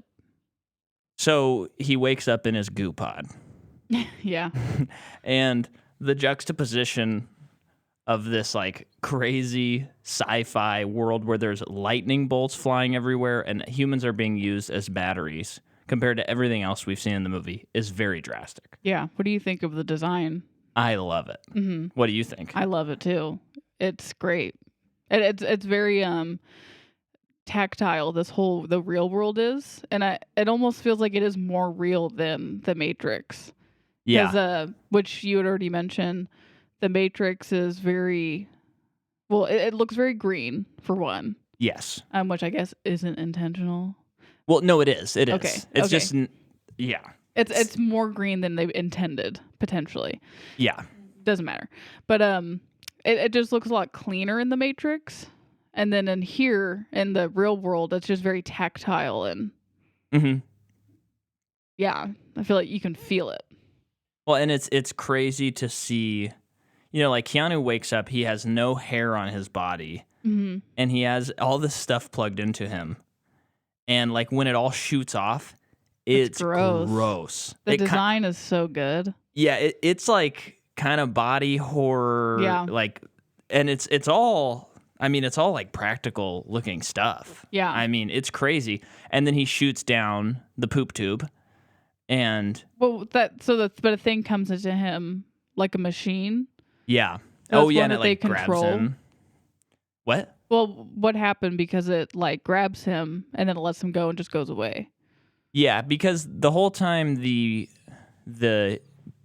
crew on the Nebuchadnezzar are trying to locate his pod so they can like release him. Yeah. So I don't know if that means they control that robot or something, or if they're just able Or it to. alerted them to that one. I don't know. But yeah, he goes down the poop tube. He goes down the poop tube. Now, one thing I remember is so not only did I think this was a weird like BMX movie or whatever when I was a kid. You're like, ew, there's like fluids in this. Well, I just remember my sister borrowed it from a friend, I think when she was in high school, and I would have been in middle school, and I walked in while this scene was happening. Oh, weird. So I was like, what in the world is this movie? Yeah, but you still didn't watch it? No, I Wow. didn't. Well, at the time, and I hope she doesn't refute this, I hope I don't get some text, but at the time she was like, oh, this is so dumb, and she didn't even finish it, and she hated it. At the time. Now, Rebecca, feel free to call in. But be nice about it.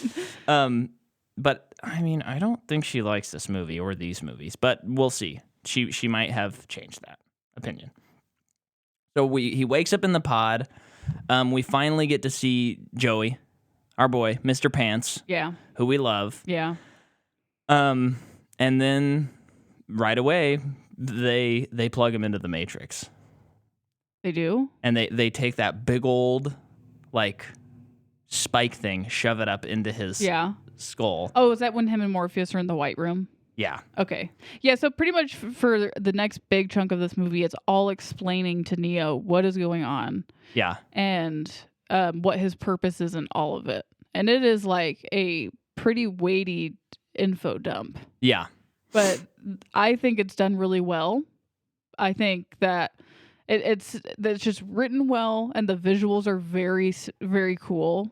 Yeah. That it gets the job done. Mm-hmm. Well, and I think I may have mixed up a couple things because before that, when he wakes up, they recover his body first. Like he's doing all those tests, and they're getting his body back. They're doing and the needle thing, acupuncture. Oh yeah, that's so great. The world building's so good in this because he wakes up, and I think he has all the acupuncture needles in him, and they're like, "What are you doing?" They're saying that they're rebuilding his muscles. Because he basically doesn't have any. Everything's he's never atrophied. had to use them. Yeah. And then he says, "Why do my eyes hurt?" And Morpheus says, "It's because you've never used them before." And it's like something about that like makes you almost emotional. Well, I mean that's like enlightenment or like a come to Jesus moment kind of thing where it's like I've never seen before. Yeah. You know? Yeah, and it hurts. Like reality hurts. Yeah. Like belief hurts. Right. It's hard. Yeah. Because you haven't seen the world that way. It's awesome. So the year is 2199. They're on the ship the Nebuchadnezzar, which of course Nebuchadnezzar, for those who don't know, was a king of Babylon, I think. And in the Bible, Daniel goes to Nebuchadnezzar, who's plagued with these dreams about. Yeah. Is this the writing on the wall? I believe it's the same king. Yes, writing on the wall, and then I'm sure Mike will let us know if we got that wrong. Rebecca, you let us know your thing. Mike, you let us know your thing. Yeah. But this is also. Oh yeah, he has some other dreams. I can't remember what they were though. I was getting them confused with Joseph dreams, but that's obviously different. Yeah. But so Nebuchadnezzar is a king, and it deals with dreams. So that's just another fun thing that they're doing. And then they get to the construct, which is like their Matrix world that they've built so that they can train Neo and all of that stuff. And it's pretty great because when they first plug into it, the only sound that you can hear are their voices. There are no background sounds.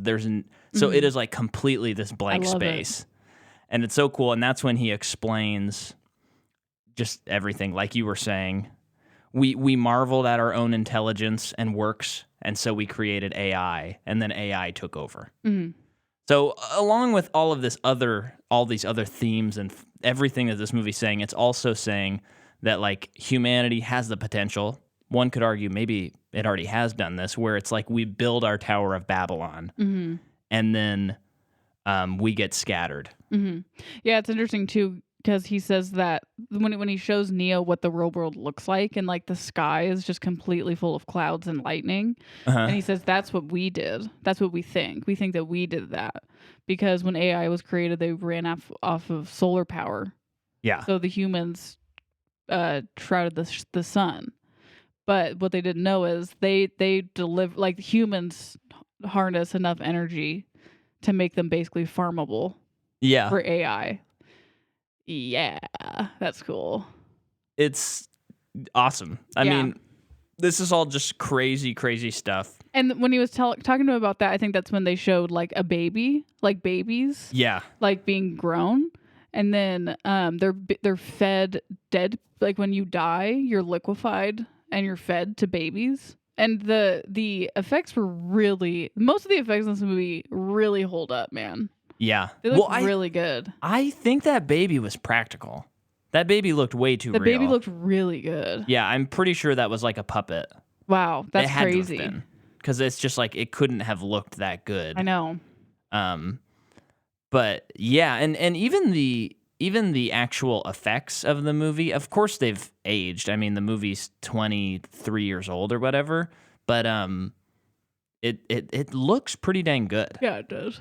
And I think there's just a lot of focus on the practical. Mm-hmm. I think the second movies visually age a little poorer because there's a lot more emphasis on the technological aspect. Oh, okay. But at the same time, we're in computer programs, so it's like, Oh yeah, I mean, whatever. like that works. Yeah. And one thing that's very cool that I was thinking of this time around is the very basis of this movie being about how we construct worlds Mm-hmm. and we're within those worlds is the story of making a movie. Mm-hmm. So one could read this as this movie is a constructed world in itself. It's just like worlds upon worlds upon worlds. Mm-hmm. And this is what we do. I mean, this movie in itself is us plugging into the Matrix and distracting us from real life. Mm-hmm. In a way, one could argue. Yeah. And I mean, that's cool. It's almost, Is it though, Micah? this movie almost works as a satire Yeah. as well. Yeah. But It's a good little question. too uplifting though for that. Yes. But joke. Just kidding. But you know what I realized that we forgot to do is we didn't catch up people from Bill and Ted's Bogus Journey of Keanu and what he did. Okay. So let's do that really quick. Keanu Reeves is in Bill and Ted's, and I'm just hitting his highlights that I notice in between these times. Then he does Dracula, Yeah, he does. Gosh. Speed, which of course Which I've never is, seen that movie. Have you seen it? I haven't seen that movie either. It's referenced so often. I know. I really need to watch it. Yeah. Is Is that Sandra Bullock is in that too? yes, she is. Yeah, we need to watch that. I'm sure it's at the We just need to be part of library. the conversation, you know? Mm-hmm. So he's in that. Is there a need for speed? There is a need for speed. So he's in that. And then he's in Johnny Mnemonic, which is another famous I've one. never seen. What is that? I don't know. I'm gonna look it up. And then he's also in The Devil's Advocate, which is the Al Pacino movie, where Al Pacino is Yeah. the devil, and he's like his I think he's like his servant or something I've like seen some of that on TV. How do you spell mnemonic? MNEMONIC. So let's data get that plot. courier- A data courier, literally carrying a data package inside his head, must deliver it before he dies from the burden or is killed by the Yakuza. So Oh, that sounds weird. what's Got Dolph Lundgren in it. Oh, okay. What's interesting about this filmography leading up to that is since Bill and Ted, he's very much like doing action, fantasy, and sci-fi.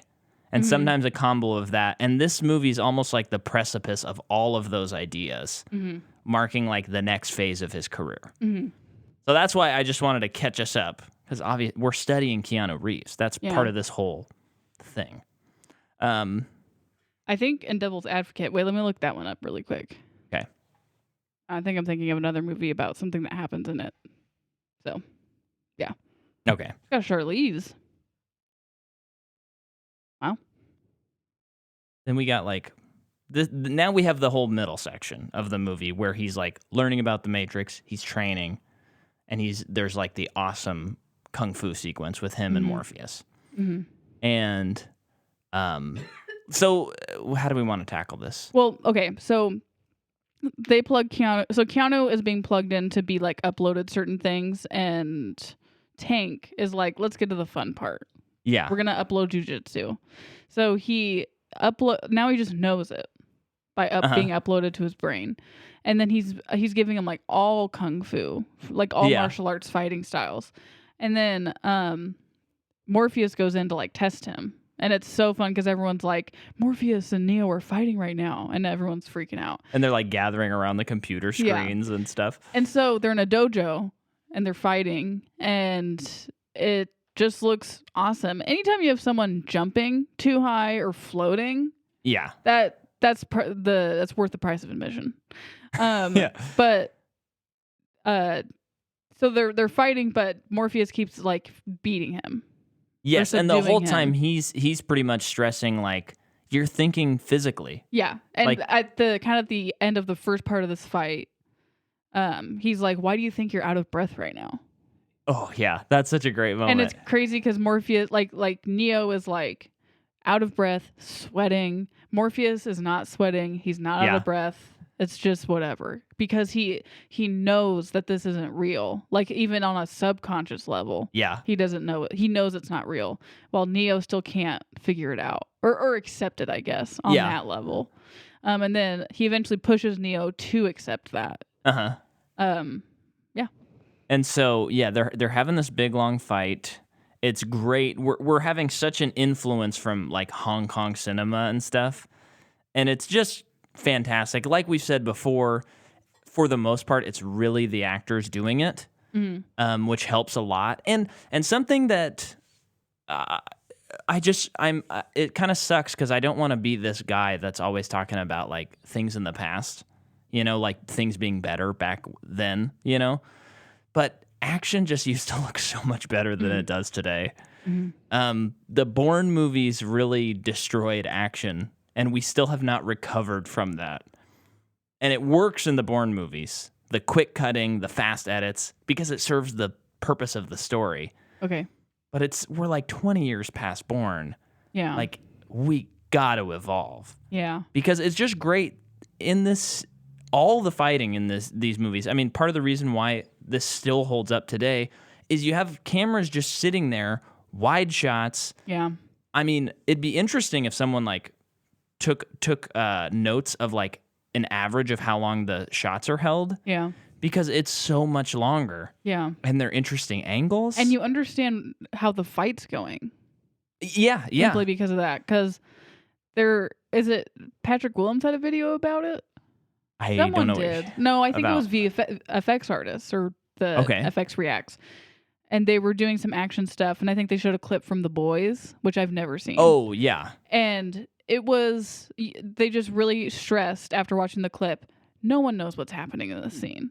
And the shot is like less than a second. And it's a fight between two people, and you have no idea what's happening. I feel like that was actually, I don't think it was The Boys. It doesn't really matter what it was, but it was like a TV thing. show. Yeah. But it was just an example of bad yeah. fight coordination. And like the geography didn't work. Yeah, and they were doing certain moves that didn't make sense, like they were unnecessary. Yeah. They just, I guess, looked cool. But they really don't. Yeah. But yeah, I just wish like there's almost no shaky cam in this. Maybe there isn't any. I can't think of any, unless it's in the real world, which would kind of make sense if it was going to be put anywhere. But I don't even think so. I think that there's such an ease of use of just grabbing a gimbal, putting a camera on it, and just filming people. It's so much easier. Yeah. But I mean, it would just be great if people would be more deliberate with their uses of Steadicam. Mm-hmm. I mean, there are some directors, like David Fincher's a great example, where whenever he uses a gimbal or Steadicam or whatever, it's always like really drastic because he's always on the dolly and he's always just panning the camera and dollying. So when it happens, you're like, whoa, this is intense. Mm-hmm. Like that scene in Gone Girl when he's at his wife's ceremony, the candlelight vigil. Mm-hmm. And then the whole, I think it's the only shot in the movie that is Steadicam where he gets off and the reporters start asking him questions and he rushes over to the car. Oh, okay. As they're like bombarding him. Yeah. Oh yeah, but it sticks out so much Yeah. more, even if you didn't notice it, and it makes it feel so much more intense because the camera's been steady the whole time. That's a good movie. Mm-hmm. Great use. Mm-hmm. But The Matrix. Dojo fight scene, awesome. I want to say the Most first time. Most excellent? Maybe. The first time I saw this, I think the crew, I was a little like, man, they're cheesy and lame. Mm-hmm. They bring down the movie. Watching it this time, I'm like, oh, I love the crew. Mm-hmm. And Tank is fun. Tank is fun. Tank rules. His brother rules. Mm-hmm. Even the guy who creates the woman in the red dress, he's cool. I want to say that his name's Mouth only because it feels like it's like a Corey Feldman character. But I'll look it up. We can keep going. Okay. I think his name's Mouse. Mouse. He fits the description of Mouse for sure. But I mean, that's a good part to bring up. There's this scene where Mouse. Nice, where Neo is in the Matrix, and they're kind of introducing him to the concept of agents and how agents can morph into different people. And so Morpheus shows, like, he's like, "Did you see that woman in the red dress?" And she like caught his attention, and then he turns around and it's an agent. Inception much this part of the movie? I know. Inception is Crazy. like very indebted to the Matrix. Absolutely. It's crazy, man. Yeah.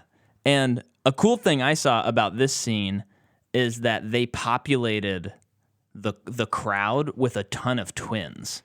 Oh, seriously? Yeah. And That's cool. yeah, the production designer said, she said, I don't know that anyone's going to notice, but it's just exemplifying like this idea of like glitches in the Matrix. Yeah. Because she had the idea after reading about the scene with the cat. Uh-huh. And she was like, "Ooh, let's do another scene." So there's like, and it was behind the scenes footage. So you're seeing just a ton of twins. Whoa, what a crazy day to be on set. It's like you're in a Twilight Zone episode. Yeah. But yeah. So and there's the great things, like Morpheus saying like, "Stop, roll the tape back. What did you do wrong?" And playing with time in that way is always fun. At what part in all of the training do they come out of the Matrix and Neo was like, "I want to go back"? Because there's a part where he's like, "I just put me back in there. Like I can't handle it." Because that's when they tell him you can't go back if you've been taken out. Oh, I don't remember when that is, but Okay. maybe I have it in my notes. Okay. I'm not sure. But what's interesting is you learn that if you die in the Matrix, you die in the real world. And we're seeing what because I kind of forgot the plot of this, but we're seeing Trinity have like weird reactions that are different to everyone else as Neo is training. Mm-hmm. They're very subtle. I mean, Carrie Ann is really bringing it. But she just doesn't seem as like, I'm into this. And later, when you find out that the Oracle told her she would fall in love with the one. Mm-hmm. And so I think that the idea is she's like, I don't love this person. Like this probably isn't the one.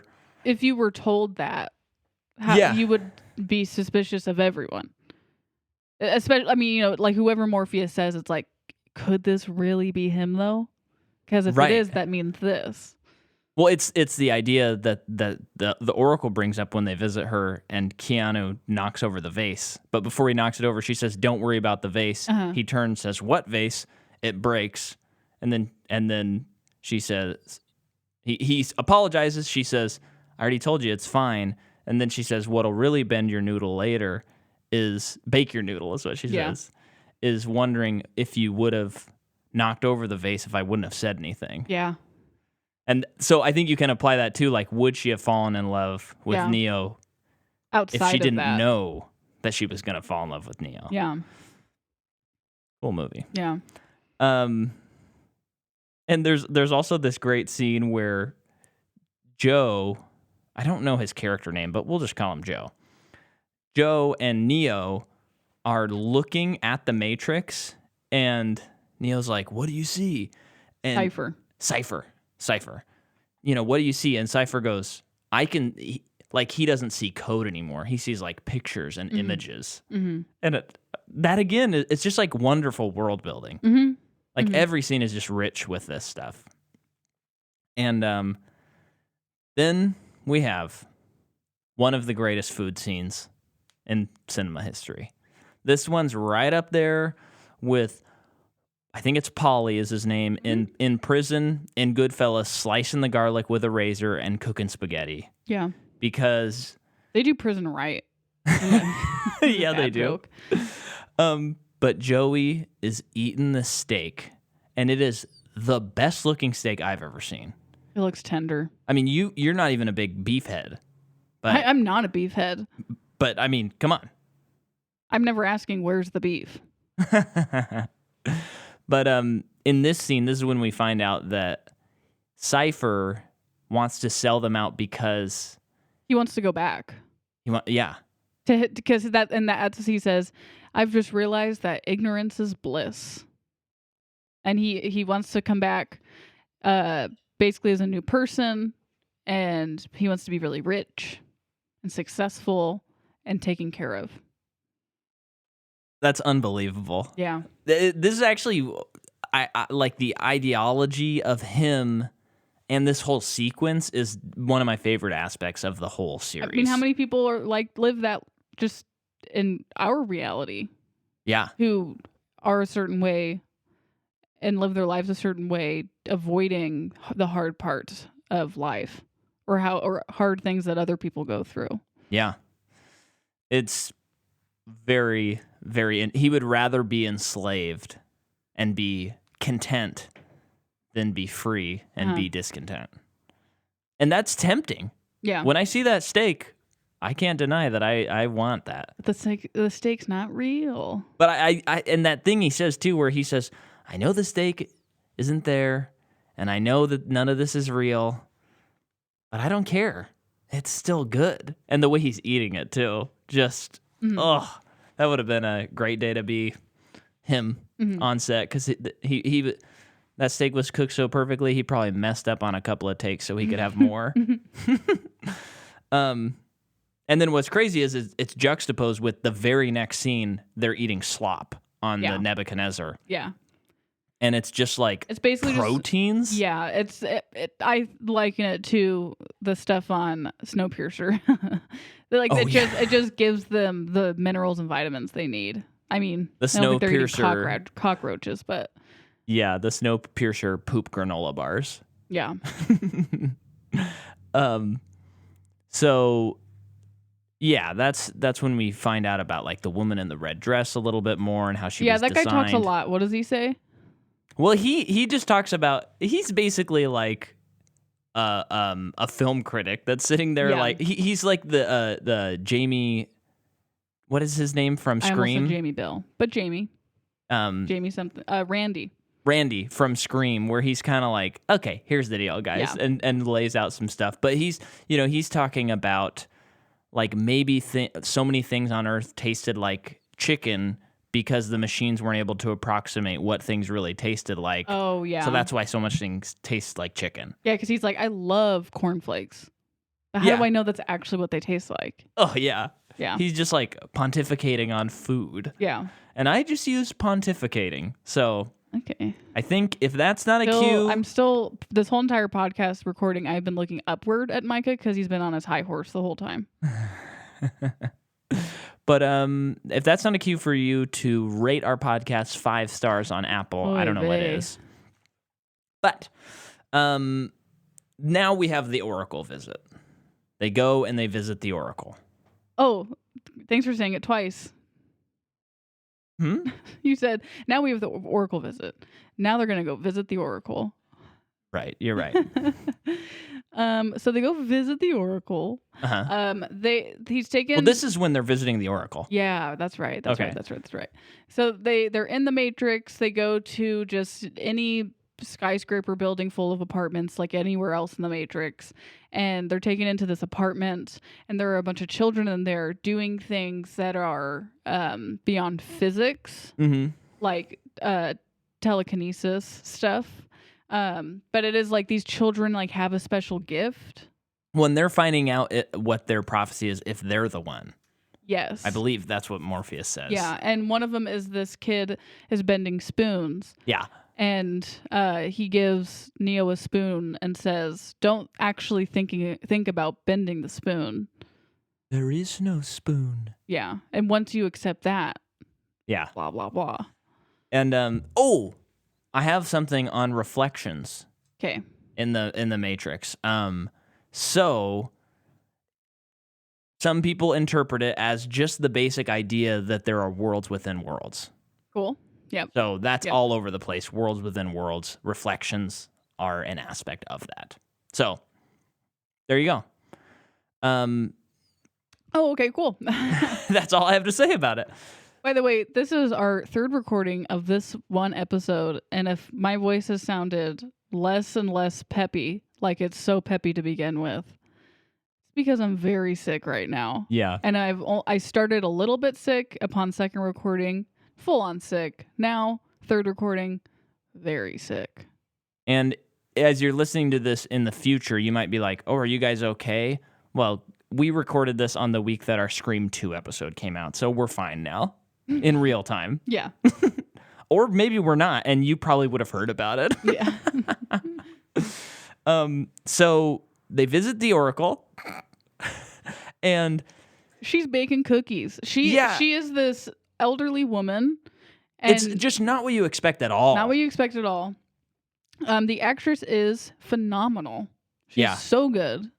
And it's a bummer because she passes away in between this and the next movie. Yeah. So in the next movies, it's played by a different Who I remember being actor. really good too. She's really good, but it's like 85% instead of 100. Oh, okay. She's just Yeah. like slightly not as good. Yeah. But it's like it's just like if we had gotten that actress at first, I don't think we would think that. Mhm. But because Sure. No, you know. yeah, I get that. So anyway, go ahead.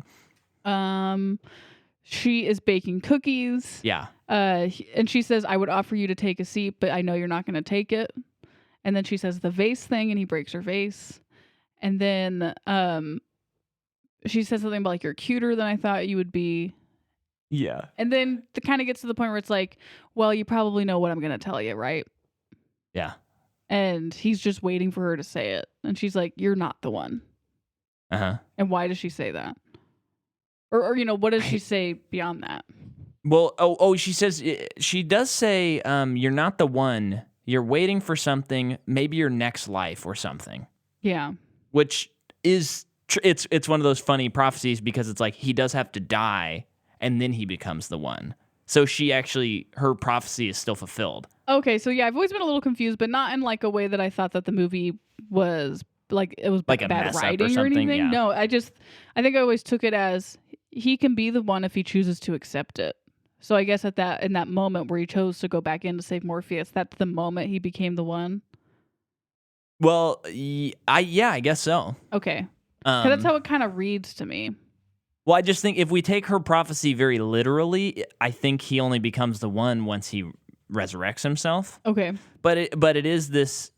What's cool about it, and it's exemplified again in the vase scene, is the prophecies, including Trinity's. They have this air of like inevitability, and I think sometimes prophecies about the one, like Anakin Skywalker and stuff like that, like certain things in movies and Harry Potter and stuff, sometimes these prophecies are like, oh great, we're doing another the one prophecy. Great. Yeah. I think all those things I mentioned are kind of before it really was like in everything. But what I think is cool is this series plays with the idea of inevitability and choice. Because you can sit here all day and you can argue about whether Neo actually made a choice to save Morpheus or if it was just inevitable. Yeah. Because kind of, again, at the end of the day, this series is also about like predestination Yeah.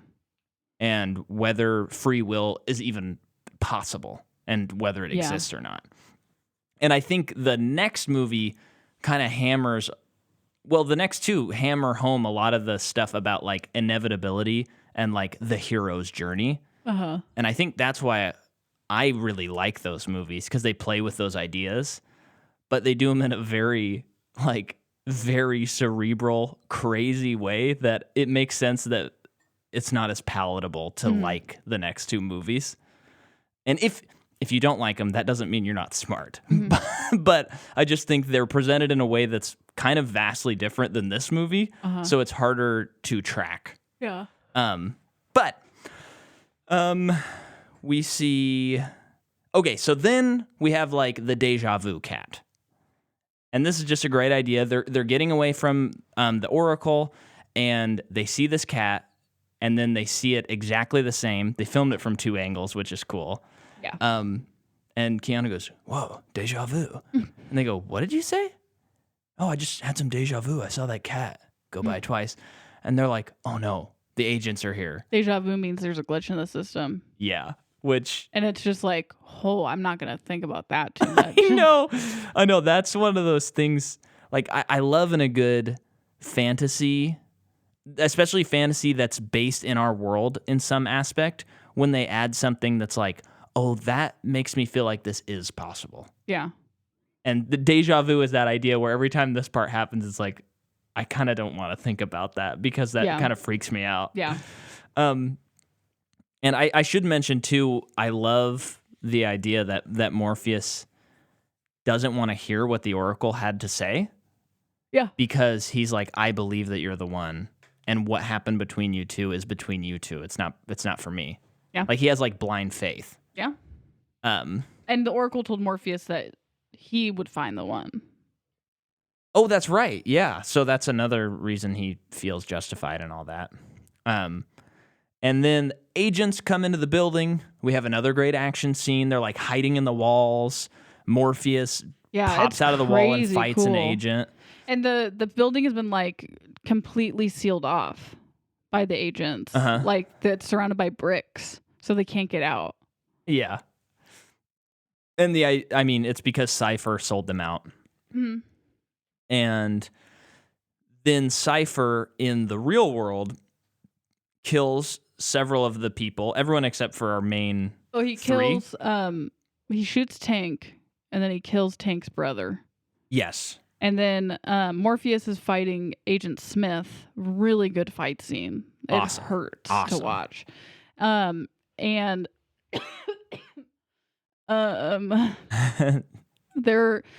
everyone else is running out. I think they make their way out of the building, but into somewhere else maybe. And they find a phone. I think they're directed to a phone. Yeah. And it's Cypher on the phone. And he says something about This is the phone in the subway, right? no. No. No, That's they're later. like in just some other building or room with a black phone. Oh, that's right. That's right. And I can't remember this guy's name, but Cypher unplugs him. Yeah. And then he he kills dies. him. Yeah. And then he kills the other girl. Kills Bit- Mouse. Kills. Oh yeah, he does. Yeah. He kills everyone besides Trinity and Neo, and he's about And to, Morpheus. and he's going to kill Morpheus. Yeah. Yeah, And then he jumps on Morpheus, Morpheus and he jumps on Trinity. Trinity. And when he was doing the Trinity thing, it reminded me, probably because I was editing the Scream 4 episode, but it reminded me of that scene of Rory Culkin at the end of Scream 4 when he stabs Hayden, and he's like, now you notice me, and he Yeah. kills her. And it's that idea of like, you should have noticed me. Mm-hmm. And I think there's a lot of that, and Cypher jumping on her and being like, I always loved you and stuff. But there's this air of like, oh, this is creepy, dude. Yeah, it's gross. Um, And then he jumps on Morpheus and is like, I mean, he's talking to Trinity on the phone, but is like, we've been following this man for no reason for so long. Yeah. And we have nothing to show for it. yeah. This is don't you like have to ask yourself if none of this matters, and we're not close to any of it. Yeah. That's where he's at. And then, but before he can unplug Morpheus, Tank is not dead. Well, sorry, real Okay. quick. He's about to unplug Neo. Oh, sorry. And Yeah. he says, if Neo is the one, a miracle would have to happen yeah, to yeah. stop me. Yeah. Because if he's the one, it's inevitable. Again, the inevitability Yeah. idea here. And then Tank is alive, and he shoots him. Thus, a miracle happened. Mm-hmm. And Tank does die, right? He Nope. still dies? No, Oh, no. No. Is he in the next movie, or do you remember? I don't remember, but he didn't die Okay. because they all Cool. wake up and Trinity sees him and he's very wounded, very Yeah. badly wounded, and he just says, "I'll be fine." And then he gets back and I think he flies the Nebuchadnezzar or something. Nebuchadnezzar. Yeah. The Or Nebuchadnezzar. someone does. I don't know. Okay, so then, but Morpheus is kept in the Matrix, and he's captured by Agent Smith, and Okay. that's why they have to go back in. Yes. they're gonna yes. And this is when they're like, but this is when they're arguing because yeah, exactly, to Morpheus, it's him sacrificing himself for the chosen one. yeah, There's no question. He, it might even be, taken as like it's dishonorable to try and prevent that because that's the choice he made. But Neo's like, no, I'm not allowing it. Like I'm not going to let him do that. yeah. I'm going to go save him, and Trinity's going to go with him. And I believe that's when she tells him about the prophecy. No, Nope. it's not. It's Nope. not. And then they go into a hallway full of guns, and they say, "We're gonna need guns, a lot of guns." So they get a lot of guns. I know that I don't sound anything like we skipped Keanu, over it. but But what about the woe thing from Bill and Ted? Yes. So I thought that in The Matrix they had included him going, whoa, because of Bill and Ted. Mm. But I've since done a little research, and there have been somewhere around 113 times in movies that Keanu Reeves is in where he says, whoa. And it is not a Bill and Ted thing, it is a Keanu Reeves thing. Oh. Where in movies he says, whoa. Oh, okay. And people have latched onto it. And it's to the point where I think in John Wick, I believe, and we'll cover it when we get there, but I think the directors they didn't have John Wick say it, but they had people reacting to like, oh, John Wick's back. People going, whoa. So it's like it's like a Wilhelm scream kind of thing where it's like this just kind of random thing that Keanu is the whoa guy. Alrighty. I mean, you can go to YouTube and watch like a supercut that has every whoa of his career. That's crazy. So, whoa. Neo makes his decision, goes in, they get armed, and then we have the lobby fight scene. The lobby fight scene rips some serious ass. Yeah. And we love it. Yeah. And they have justified, even though at this scene you're kind of like, whoa. But they have justified that you can kill humans here because they're plugged into the Matrix and they could turn into agents at some point. So they kind of... Yeah. It's sort of like they do justify that, but also that's like the one thing in this movie where it's like, don't think about that too hard because they're about to murder a ton of security guards. Right, yeah. Not to ruin the fun, though. Yeah.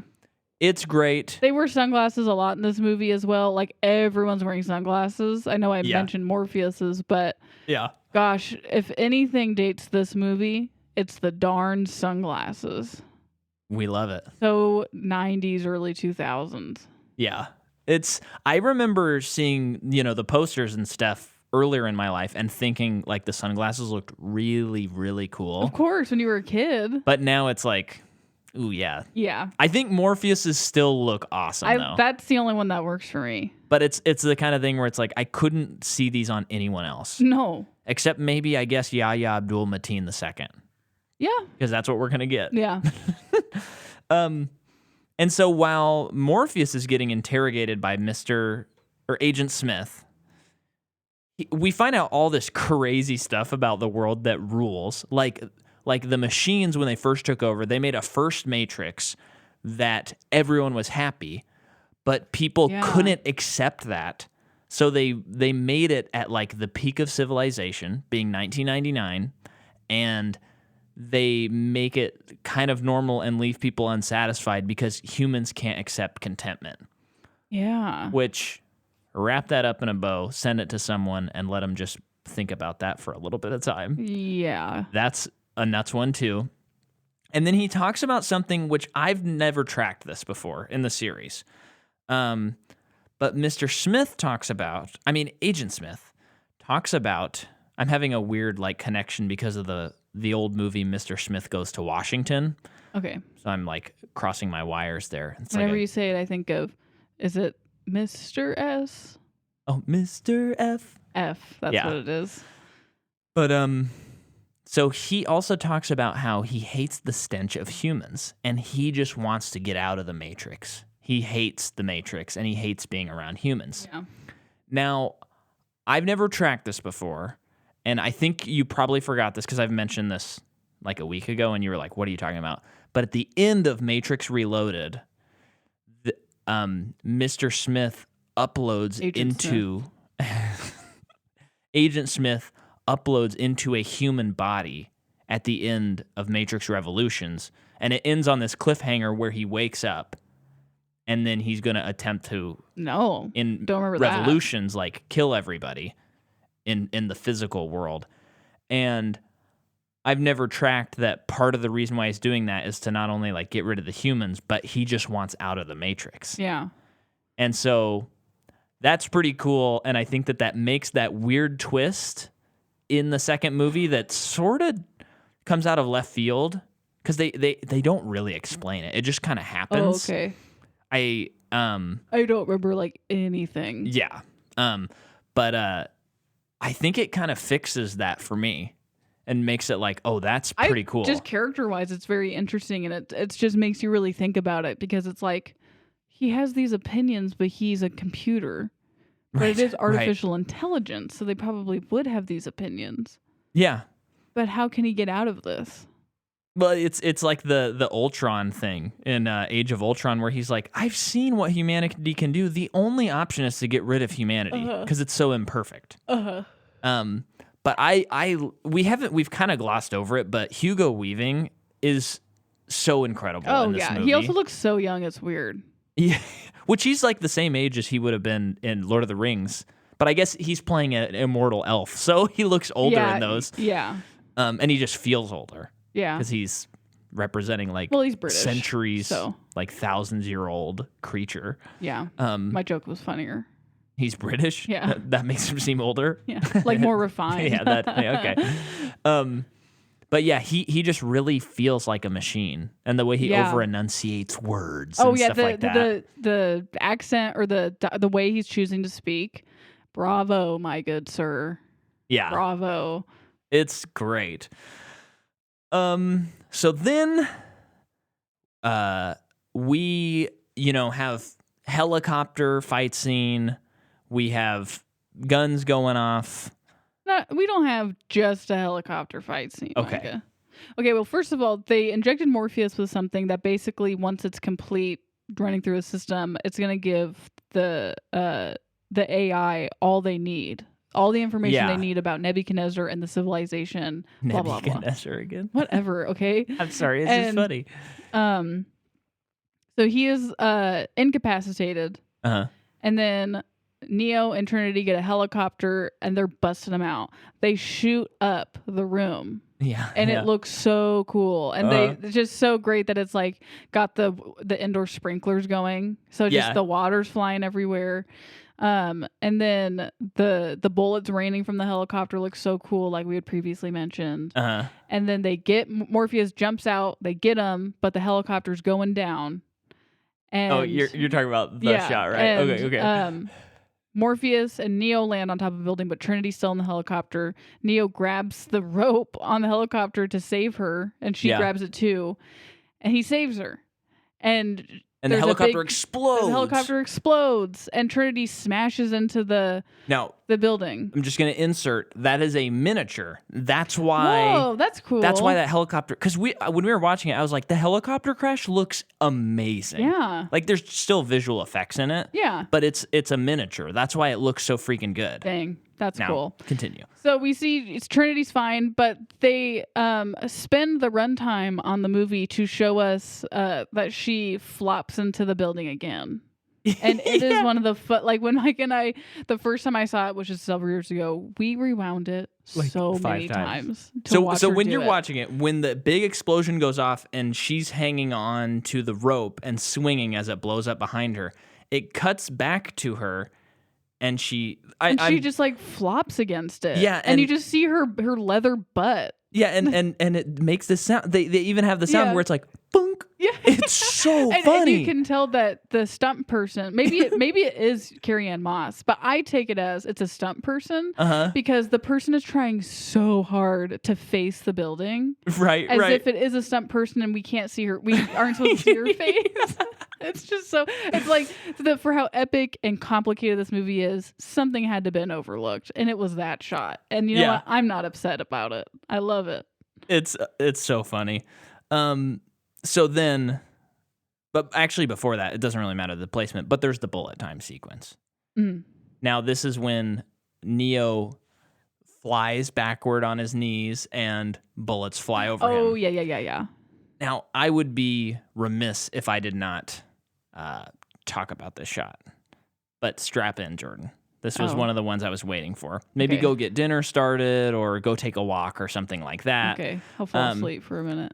So originally, they thought, the Wachowskis, what if we strap a rocket to a camera so that, and it'll shoot in really high frame rate and it'll go, how do they not destroy the camera? Well, that was their idea, and everyone's like, no, we can't do that. That doesn't work.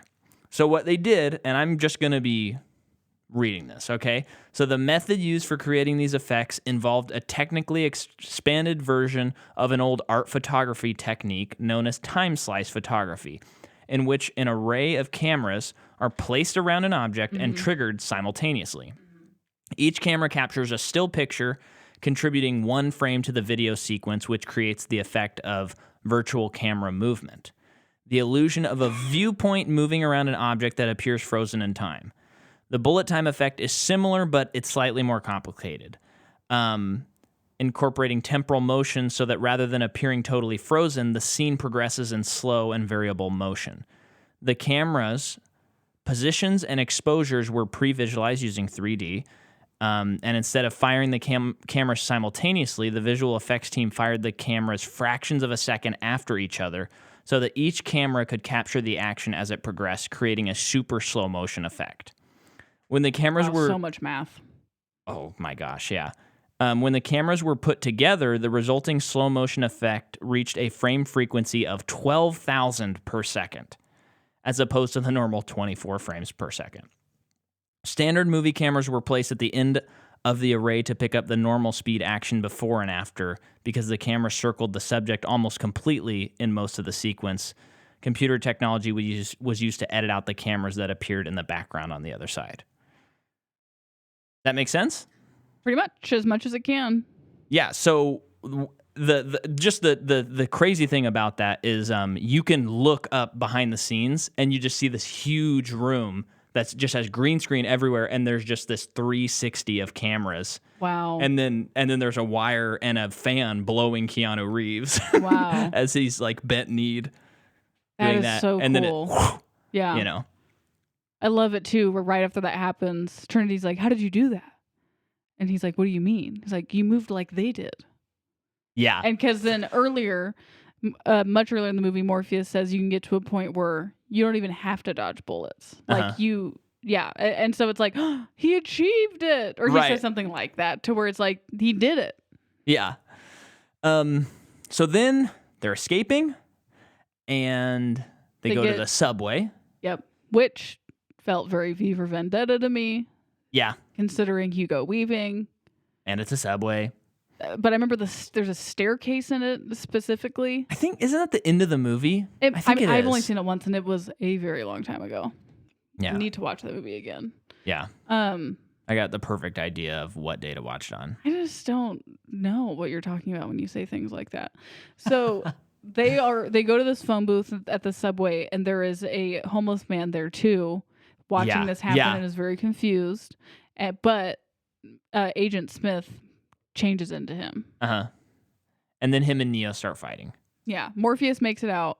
Trinity makes it out. Yeah. So it's just Neo. And then him. The next part of it is him just trying to find a telephone to get out as he's fighting. So they're fighting for a while. They fight in the train station. It's awesome. They jump in the air, are shooting guns at each other, and it's another bullet time sequence. And then he goes back to the apartment that Trinity was at the very beginning of the movie, because it's room 303. Wait, but doesn't someone get hit by a train at one point? Yeah, Agent Smith does. Okay.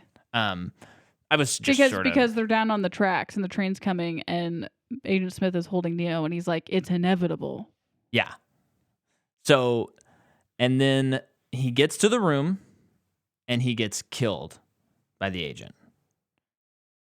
But then Trinity, like, really killed. Yeah, he's killed. Bullets up in there, and you can see that he's died as hooked up to the Matrix. He died, and Trinity says, "You can't die because of this, the prophecy, and I love you."